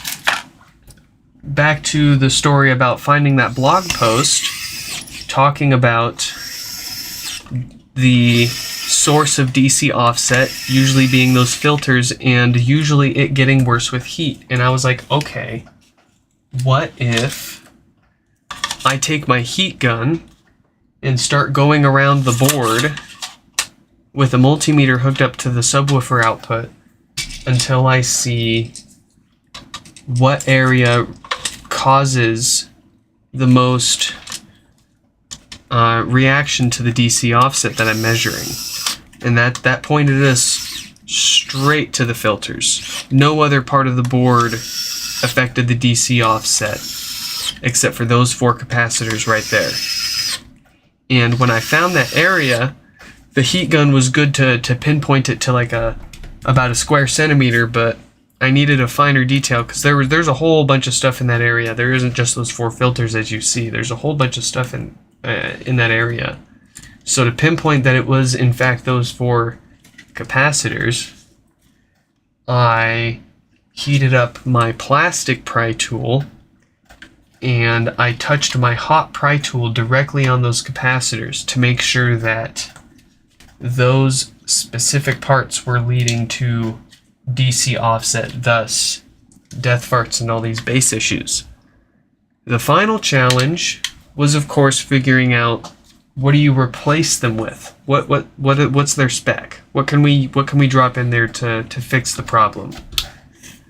And for that, I lucked out because well, there's 2 different ways you can do it. One, if you have another good board, you can pull them off and measure the capacitance, but that's all you've got is the physical size and the capacitance. You still need to know the temp rating, the tolerance, voltage rating.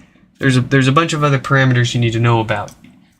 So I had already found that replacement bass amp chip, and it's an off-the-shelf part.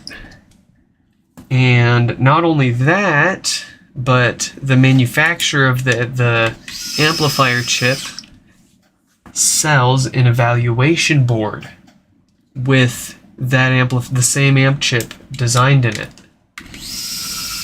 And not just that, they also give you the schematics for that evaluation board. Of course they do. It's an evaluation board. You buy the thing to see how it's designed, how you would typically build the amplifier into your product. So they give you schematics on how they did it and give you a good example on how you should too. And that's where I could see the specifications for the filters that the manufacturer of that amplifier used, and base my replacement values off of that. Now, what's weird is the original engineering design uses like 10 volt or 16 volt rated caps, but I'm seeing well more than 20 to 25 volts across those caps when this thing is turned on. So we go totally overkill. We used to do 35 volt caps, and now we do 50 volt caps, just to be extra sure. Plenty of headroom there,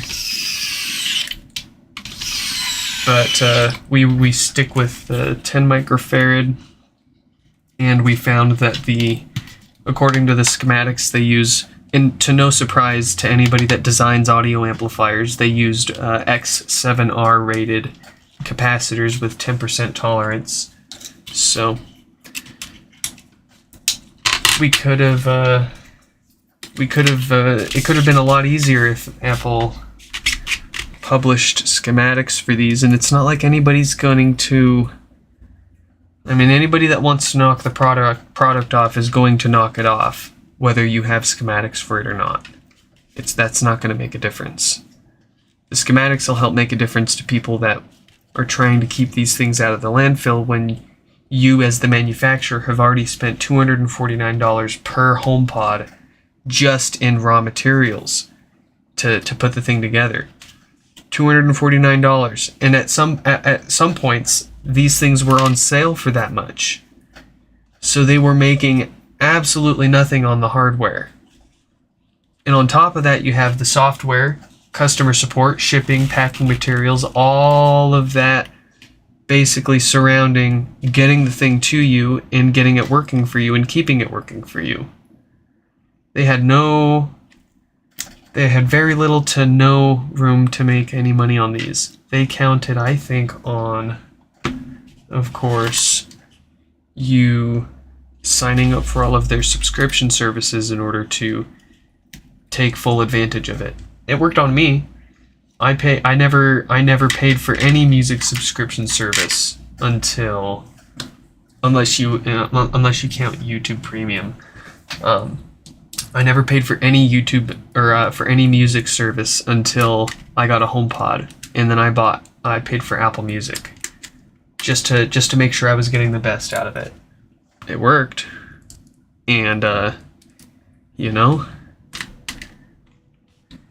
they have definitely made a hell of a lot more, and that's where you make your money, is on subscription services, where it's the least cost to operate and maintain, and little to no hardware that you have to actually put together and sell them and support. It's just purely hosting a service that someone connects to that everybody can all use the same. That's where the big money is.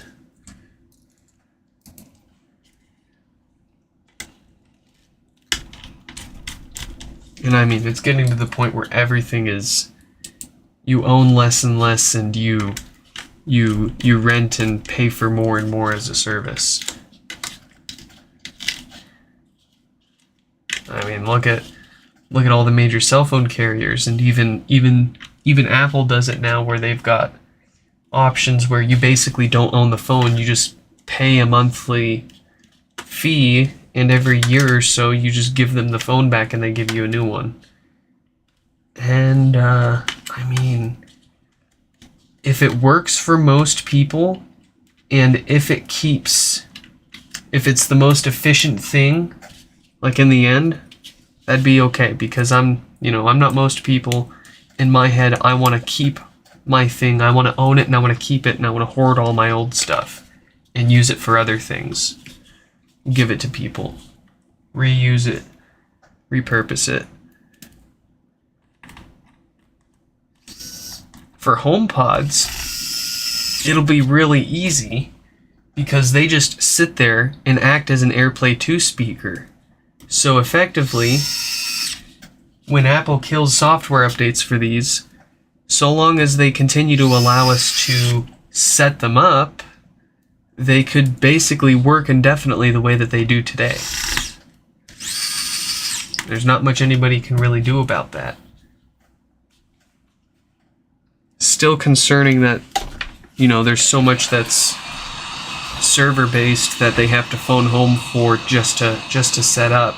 I'd hope that that would imply that Apple would cease to exist, but I can't imagine a day where they would kill server-side support for setting these things up. Basically, it would be akin to killing support for setting up any other older iOS device. So you could look into the history of that and see what the likeliness of these would end up being.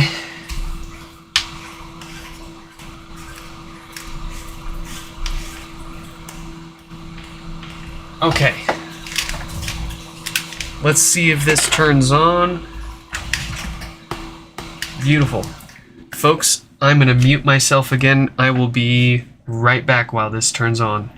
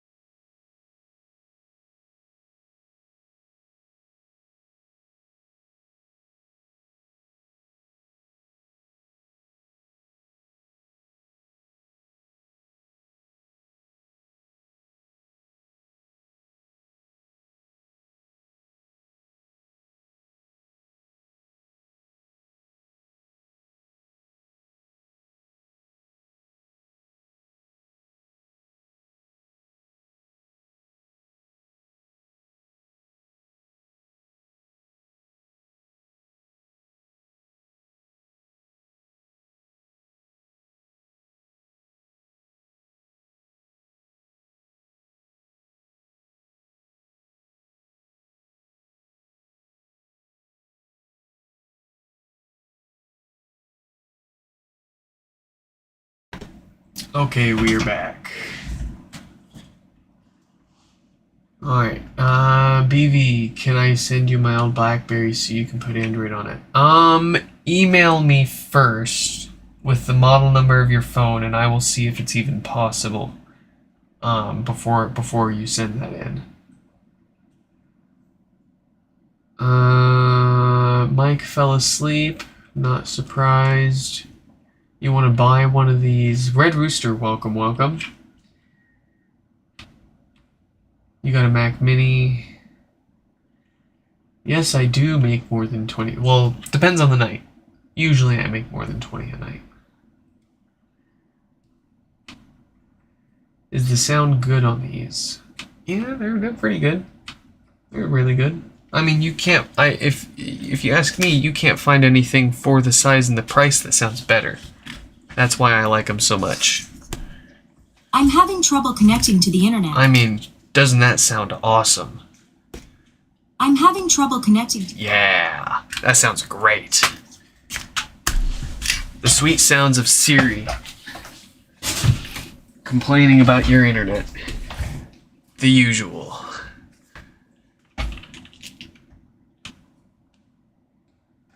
Okay, so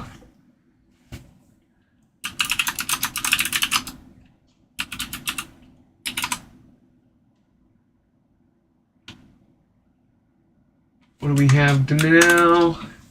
We have got number 357. They have 2 HomePods here.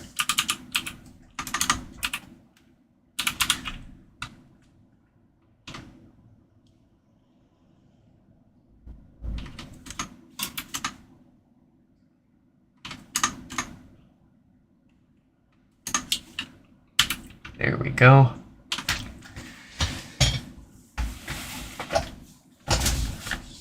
Okay, as I was saying, number 357 here has sent in 2 HomePods. One with no power, one that just needs maintenance. Actually, they sent in a 3rd HomePod, but I'm making them a deal. They're letting me keep 1 HomePod for a deal on the repair for 2 of these other ones. Here we go. We've got no lights, no power, a couple of watts from the wall. That all looks like the usual dead diode.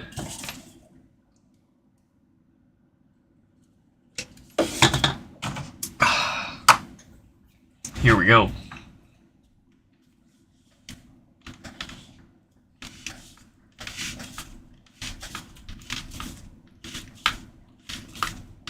No, Mike, you can't buy the 3rd one. I need that 3rd one for its parts. You don't understand how bad I need that 3rd one's parts. Like, oh, it has a potentially perfectly good logic board, and it's a space gray HomePod. It may very well be the only good space gray logic board that I have in my household at this moment, besides everyone else's HomePods here at the time.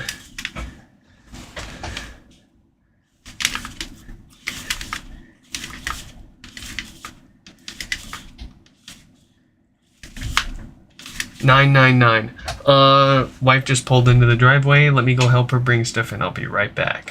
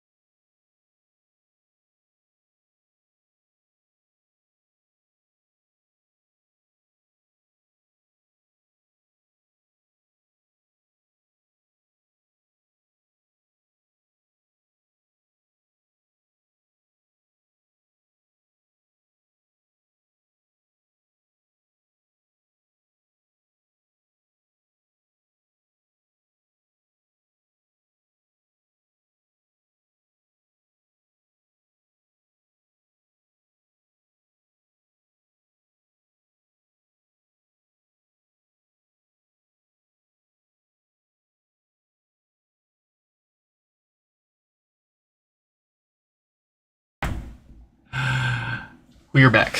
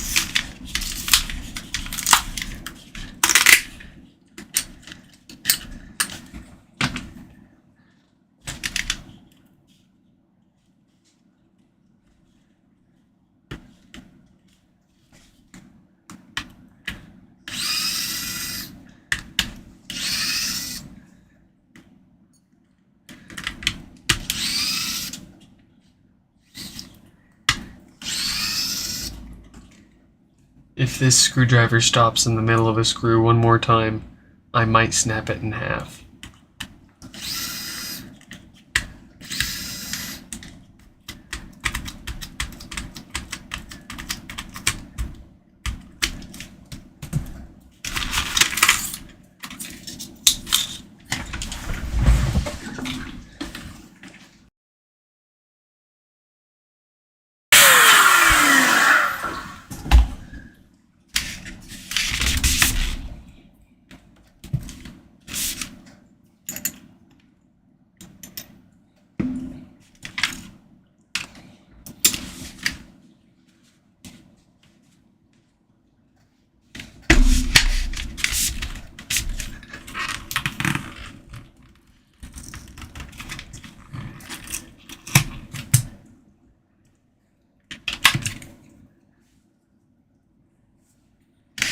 Yeah, Mike, you can buy a white HomePod logic board.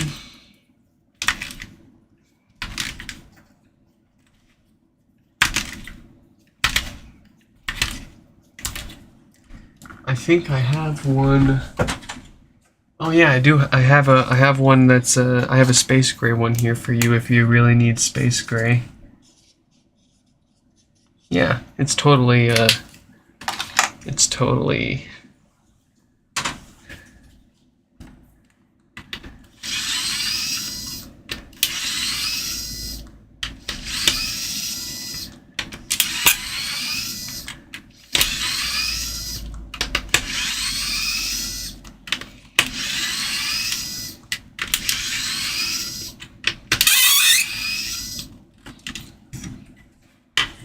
I'm so sorry to bother you. I can't open it. Oh.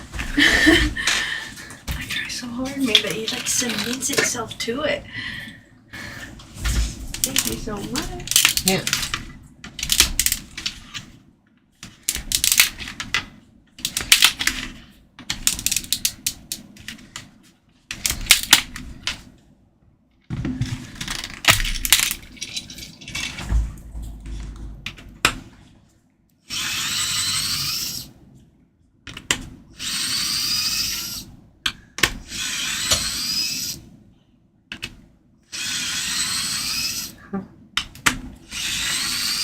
Don't mind Mike, he's just being Mike.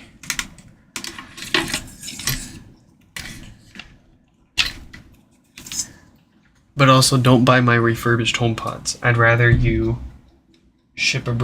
I'd rather you buy and have a broken one shipped directly to me to have it fixed up. I want to keep my HomePods for myself. Ship me broken ones to fix instead. If you can get a broken HomePod, if you can buy a broken HomePod and have it shipped to me for under like 80 to 90 bucks, it'll be cheaper than buying one of my refurbs. I am going to... This is so annoying. It's like $120 screwdriver literally cannot last a month at a time without needing to be replaced. How pathetic is it?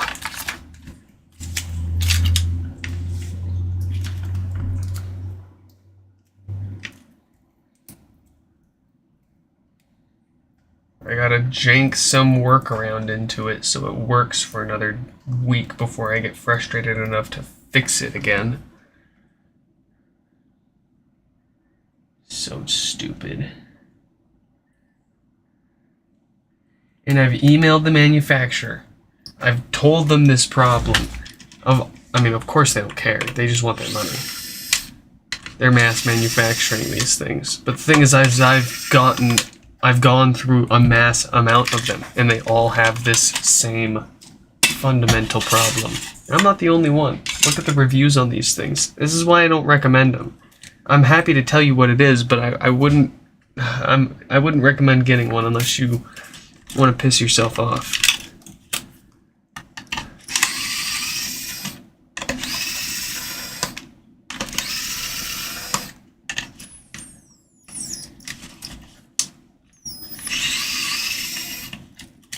How much do I charge for fixing? I've got estimates depending on what's wrong with it, but I mean, pretty much any common issues, like within a $10 range. I've got estimates on my website.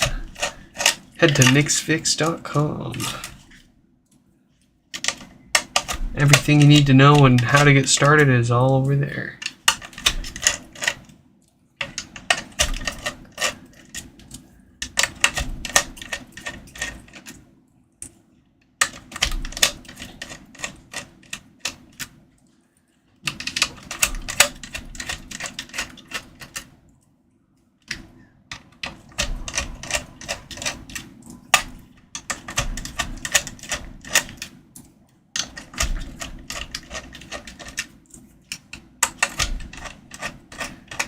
If you want to do that, Mike, you get one of the ones that's like ceiling mounted and air powered that they use in manufacturing lines.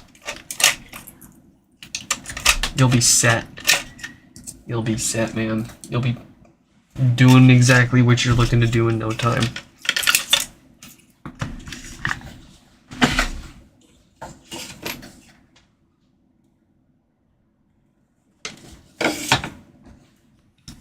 If you buy off eBay during checkout, be sure to enter my shipping address to save yourself a little bit on shipping.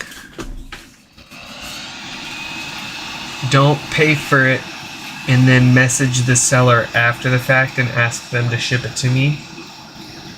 They can't do that. That's against eBay policy.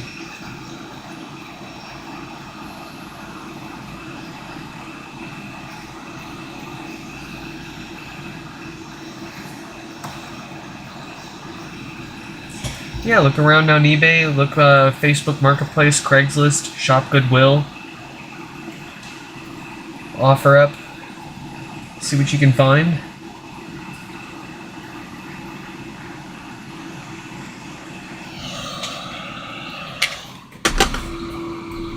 If it's got an offer, if it's got an option to make an offer, make an offer. Don't pay what they're asking, make an offer. Unless you really don't care and you just want to pay what they're asking. Then go for it. I'm not your accountant. I'm not your financial advisor. I'm just here to fix HomePods. And shell swap a Steam Deck or two and replace a couple speakers and some MacBooks. Whatever people want to send in here. Except for AirPods. I won't touch AirPods. There's someone else out there that already does those. I can't beat them. And I'm not going to try.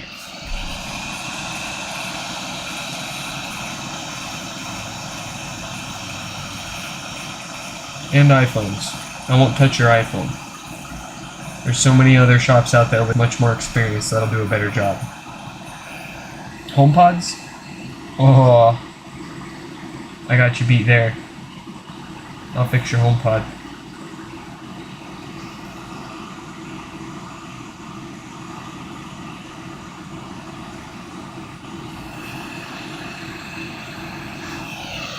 Shop wants to charge you $300 to replace the battery on your 10-year-old laptop. Screw that. I'll do it for less. Tell me what the shop's charging you to do for your work, and I'll see what if I can beat them. Except for Mike's banned. Mike got banned after the last HomePod he sent back to me. You'll see why tomorrow.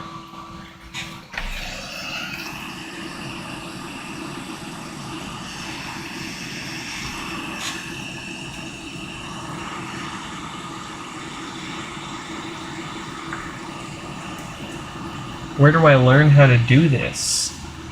I learn all of this at home, on my own time. I buy broken stuff, and I practice, and I prove it to myself that I can do it. And when I get good enough, I do it for other people.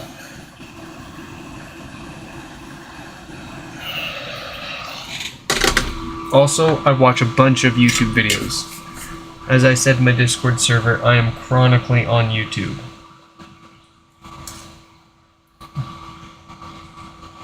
If you understand the fundamentals of what you're doing, you can pretty much do it all.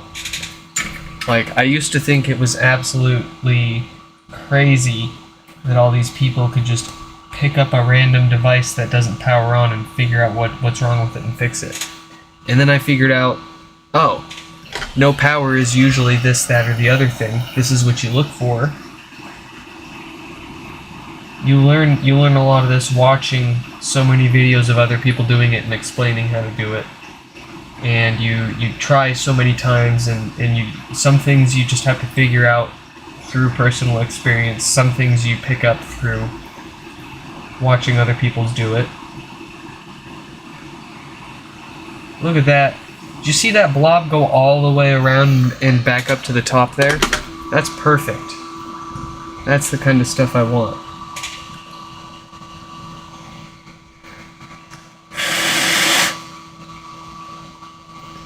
That's the magic I'm looking for. One thing that I love to do is watch really old, like 50s, 60s, and 70s training videos. They have just a great way of breaking down things into simple explanations with really funny animations. Usually they're hand-drawn. It's just fun to watch and learn a little bit about how things work in the world. And one particular, I'll type it in the chat.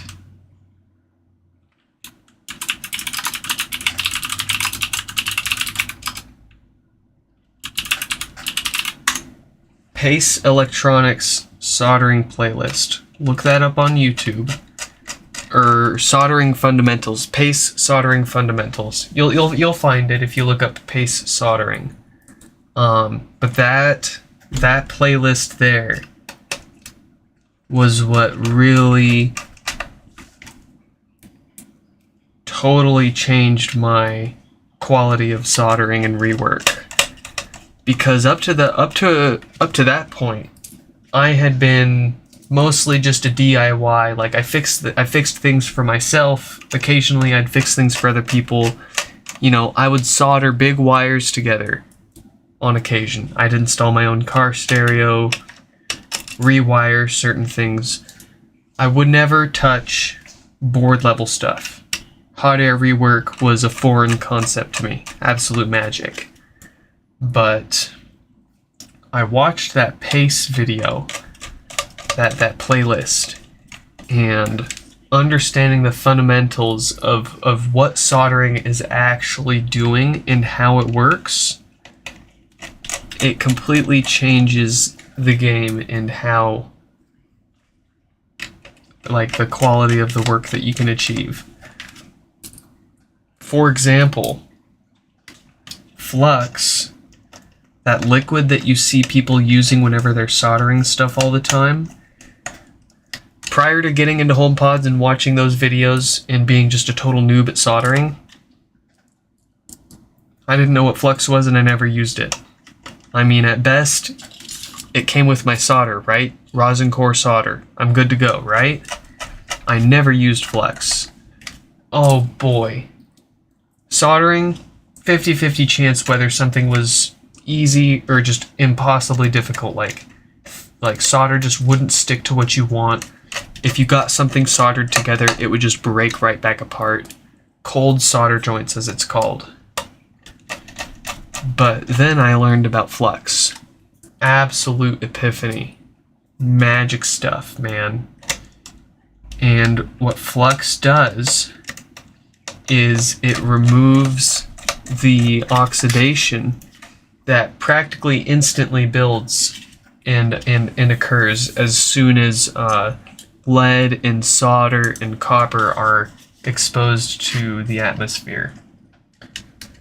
So as soon as you remove a component or you try to solder a component or wires together, they're all immediately corroding. And with that corrosion, it inhibits a proper alloy bond. And you can imagine soldering as and solder as an actual new metal alloy that's being melted together. You're creating like an actual physical true connection, a whole new metal that's connecting your parts together when you're properly soldering. Without flux and with corrosion, you get cold solder joints, and it's basically like, here's one wire, here's the other. If they're corroded and you're not using flux, at best you're gonna get something like this. And like, yeah, they're connected, it might kinda work, but anything can just shake and break it back apart. It sucks. It's crap. With flux, you create a true alloy bond, and your metals literally create a new metal in between each other to bond together. And that's a true solder bond right there. That's a whole new alloy. That's something that's not going to break apart over time. It's going to last, and it's going to look good too.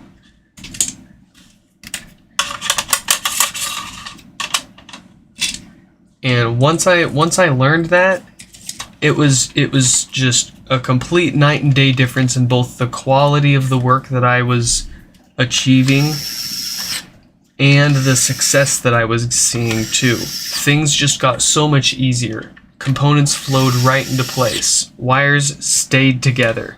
Solder went and stuck to where I wanted it to go. And things lasted. And it got to the point where I actually felt reasonably confident in starting some sort of repair service and charging people money to do this kind of stuff. Whoa. Crazy.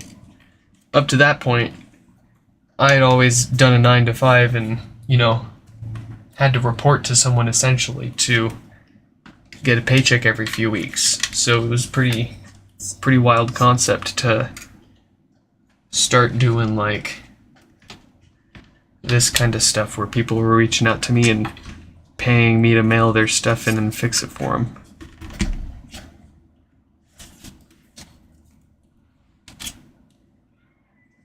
So yeah, being chronically on YouTube and doing as much research as you can stand into what it is that you're trying to do, you can get almost anything done. It's not just with electronics repair. I've got a 1986 Nissan 300ZX that I've converted to a turbo with a 5-speed transmission from the old non-turbo automatic.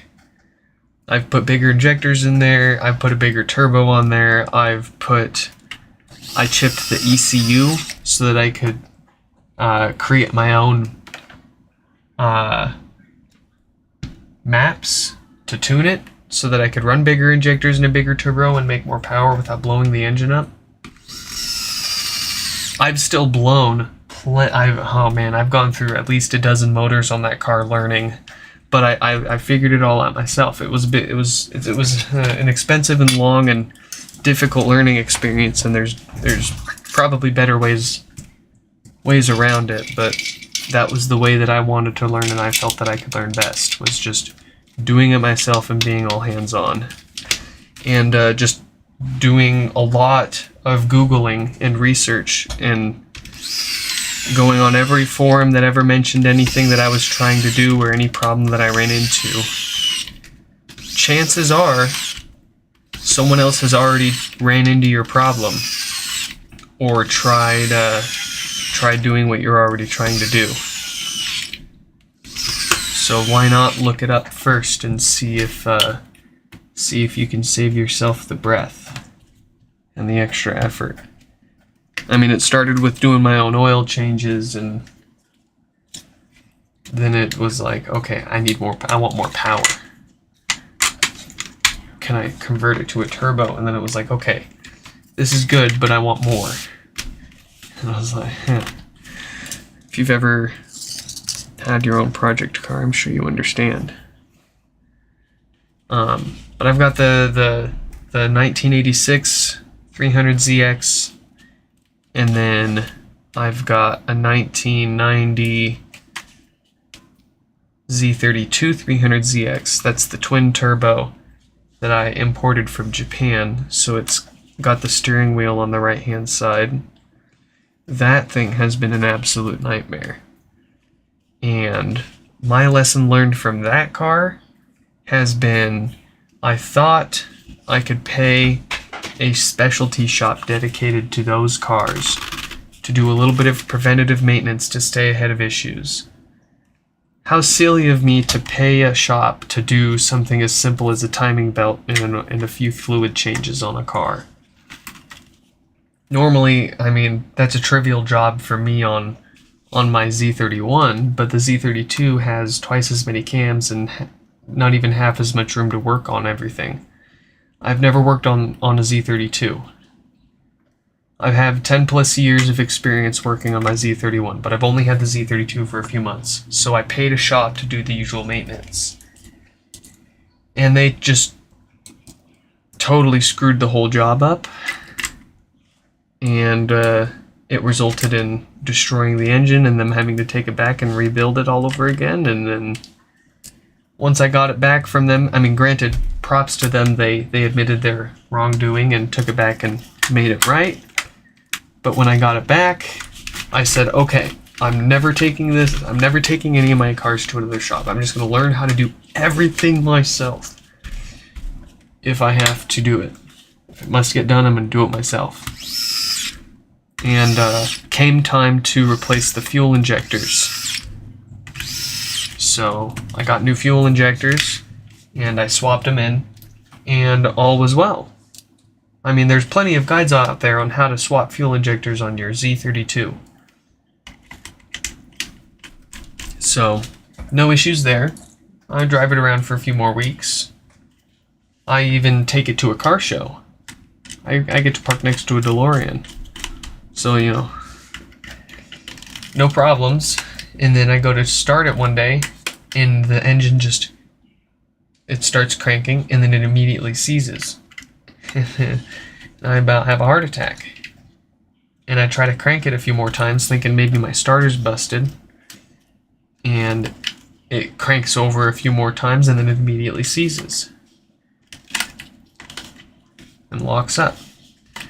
I'm like, what gives? So I take the starter out, I take it to the parts store, and I get it bench tested, and the starter is acting up on the bench. So I get a new starter and I put it in. Same problem keeps happening. So I'm like, what gives? Maybe it's the flywheel. Maybe the starter's not mating right with the flywheel and the flywheel's messed up. So I I take the starter off and I crank the engine over by hand by sticking a socket on the front and turning it over just to make sure that nothing's binding up internally. It bound up internally. Or at least it felt like. So I'm racking my brain trying to figure out what is suddenly messing up in this engine. And I get to the point where the only thing I can find is that I'm down two cylinders have no compression. This makes no sense because I pulled into the driveway the other night, it was running fine, and then the next morning I go to start it, and now I suddenly have no compression. How does this happen? Well, my brand new fuel injectors were busted. And they had leaked down a bunch of fuel into the cylinders so much that it had hydrolocked the engine. The brand new engine that I had just had rebuilt for the second time from the shop that had blown it up the first time from maintenance. This was a brand new engine, and I had put brand new injectors in it, and they were duds and hydrolocked my brand new motor. So I tear the motor down. I look up how to tear apart that motor. Seems pretty easy. I tear it down, and I find fuel all the way up to the intake has filled two of the cylinders and actually bent two of my rods, my piston rods. Google.com. How to remove engine from Z32 twin turbo 300ZX. That's where we're at now. I've already pulled the engine out. I've already replaced the bent rods. I've put the engine back together. I am now struggling to get the engine into the car. You'd think it'd be easy since it's an automatic transmission, but for some reason, for the life of me, I cannot get I can't get the stuff to line up.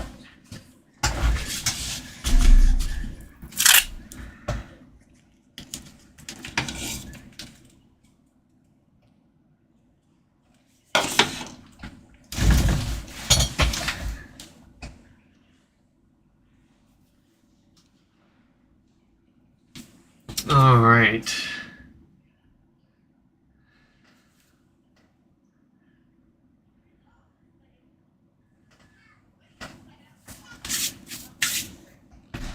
Yeah, it is really wild seeing how technology's changed. I mean, my first computer was a Pentium 3. I mean, the first computer that I really used was a Pentium 4, but it's wild to see how fast technology progressed and then how fast it stopped progressing. Too. Like these past few years, it feels like everything's just been repolished software, repurposed software. Like most of this is. I'm having trouble connecting to the. I don't know. I'm having trouble. Some of it, a lot of it seems really useful, but a lot of it just seems like shiny new object syndrome. Like we're running out of ideas for hardware. We gotta come up how to make the software better. Huh? I don't know. Well, what I do know is here is number 357's second HomePod. I think this will be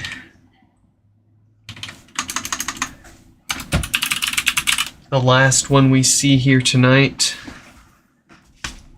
We might do one more here.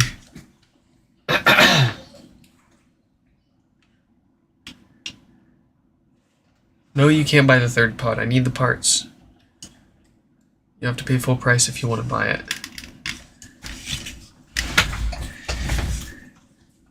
No mic.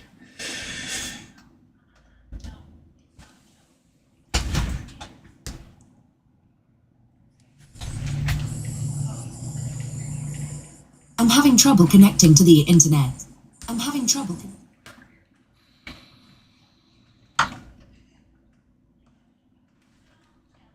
You want to speed run? You want to speed run it? Okay. Alright, so we've got, it works fine now, but they just want maintenance to this. So we're going to take it apart and do essentially the same thing that we did to their other HomePod to prevent the same problems from happening to this one, amongst other issues. 3, 2, 1, here we go.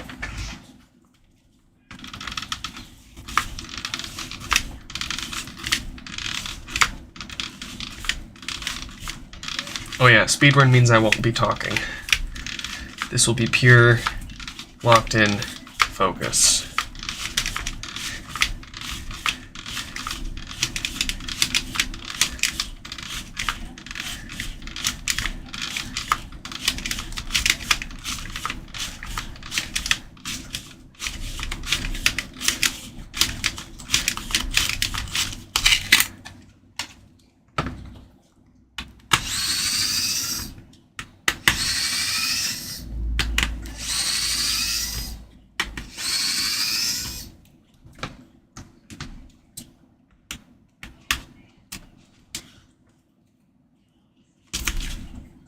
I'm not even looking at the chat.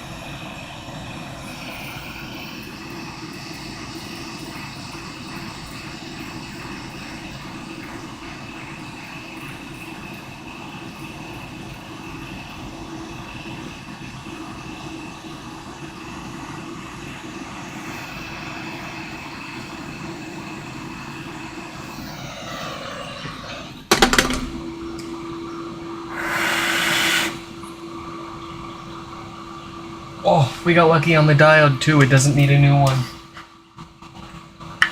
It is not of the same date range that fails and causes no power, so we need not replace it. That will save us another minute or two.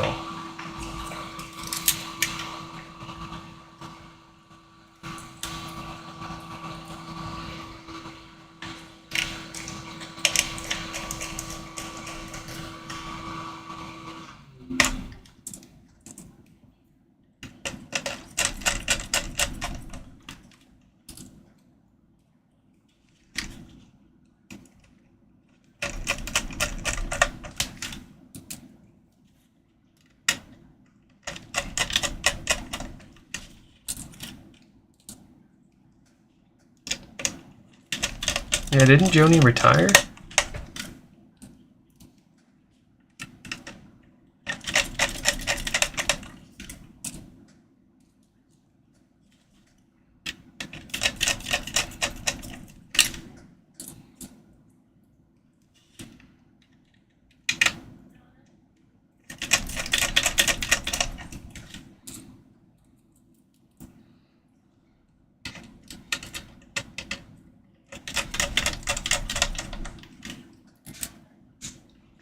Oh no.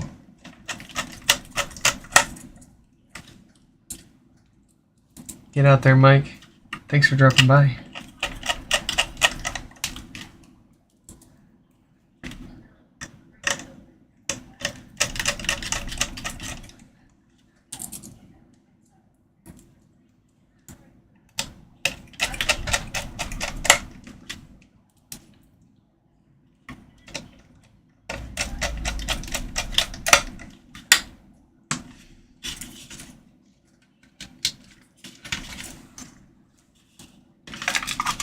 Mike, you can't leave. I'm speedrunning this one because you said it.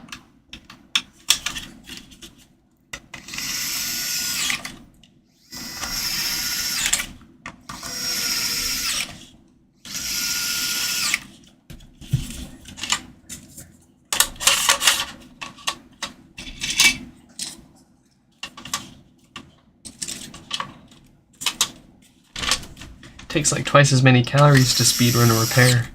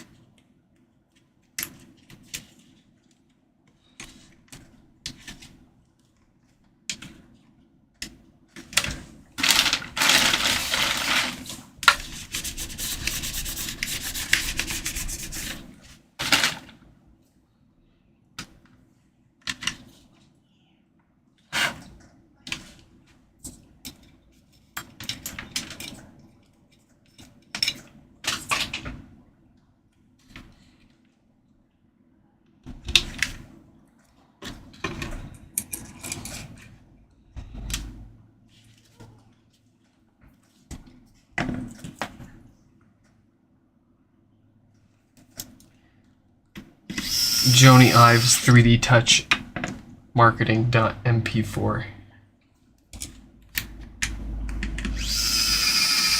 3D Touch was the last best iPhone feature. Prove me wrong. There was nothing else like it, and then they killed it.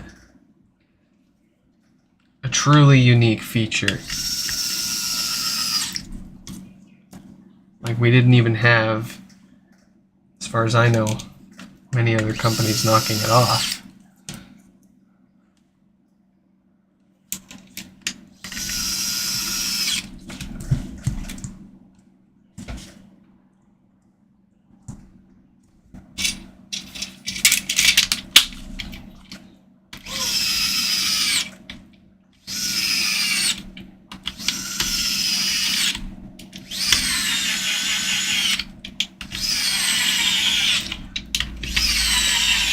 The iPhone 6S was the last good iPhone too. Prove me wrong. Physical home button, Touch ID, headphone jack, updated chipset compared to the 6, harder aluminum compared to the 6. Perfect aspect ratio. Great battery life. Great screen. Man, just perfect. 3D touch. 3D touch. None of this. Oh, I hate the tap and hold and the software guessing whether what I'm doing. I like when there's a piece of hardware that I can interact with to give intent, and I don't have to interact with a piece of software to try to mimic that intent. Like when they took 3D touch away, they said it's still there, you just have to long press, and it's not the same. The features that you got and the level of interaction, like you could 3D press on something halfway and only see it half, and then just let go and be done with it. You can't do that without it.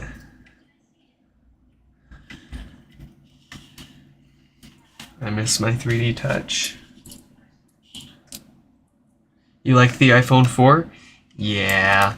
I can't say that I don't like the iPhone 4.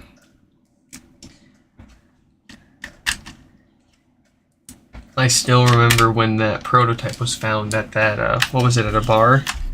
And everyone was just freaking out about this new slab that Apple was making for an iPhone.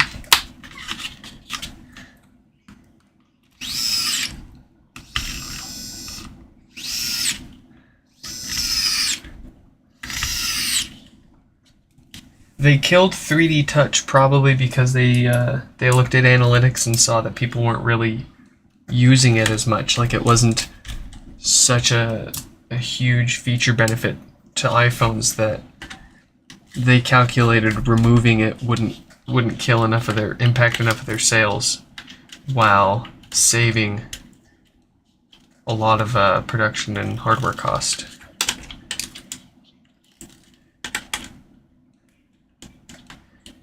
Like for example, if they what was the first iPhone with Face ID? Was it the X, the iPhone X?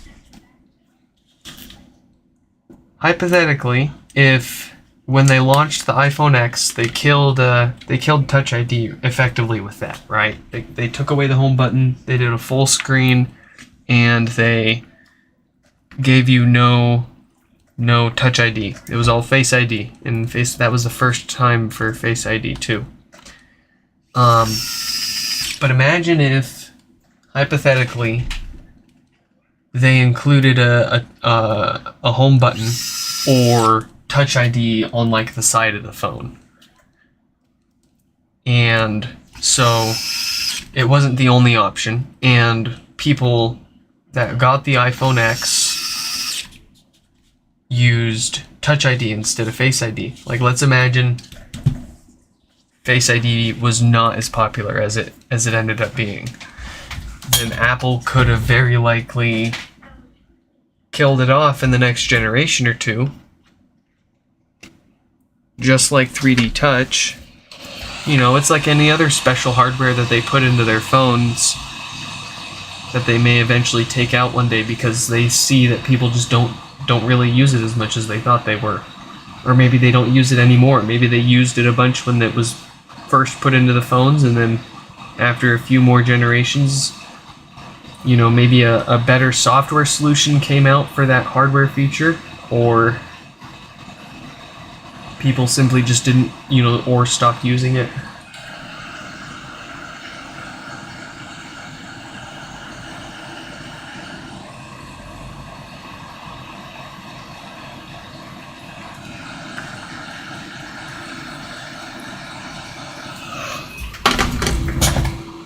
Alright, well, of course I started talking towards the end of that, but that's still not too bad for a speed run there. I'll have to rewatch the live stream and see what the total amount of time for that one took. we got pretty lucky there that it didn't need a new diode either. Although with one that has that just needs maintenance, if it's not being sent in for existing issues, if it's just getting maintenance, there's of course a chance it doesn't need a new one of those diodes. There's no sense replacing it unless it has one of those date codes that we're looking out for. As for those filters on the back of the amp, those go bad in every HomePod. They're inevitably going to go bad in every HomePod. That's by nature of ceramic capacitors. All ceramic caps go bad over time. If you don't believe me, look it up. I didn't know that myself, and when I learned that, I was kind of taken aback and kind of a little scared about all of my stuff too. Like, how long is all of my how long are all of my electronics really going to last if you know, things just can go bad without even using them? Like, those capacitors will go bad. They have about a year shelf life being unused before they start to derate out of spec. It's pretty crazy. I'm having trouble connecting. Well, we got good high quality replacements in there, so they should at least far outlast the originals that Apple used. And hey, if anything goes wrong within the next year, at least we've got them covered. So, wow, we've been at it for 3.5 hours here, folks. I think we're going to call that a stream for today. We will come back tomorrow for Nathan with no bass, an anonymous no power repair number 323, Nicholas with no power, Bruno with no power, number 354 with a brick, and Jim with no power. We've also got to fix this up tomorrow.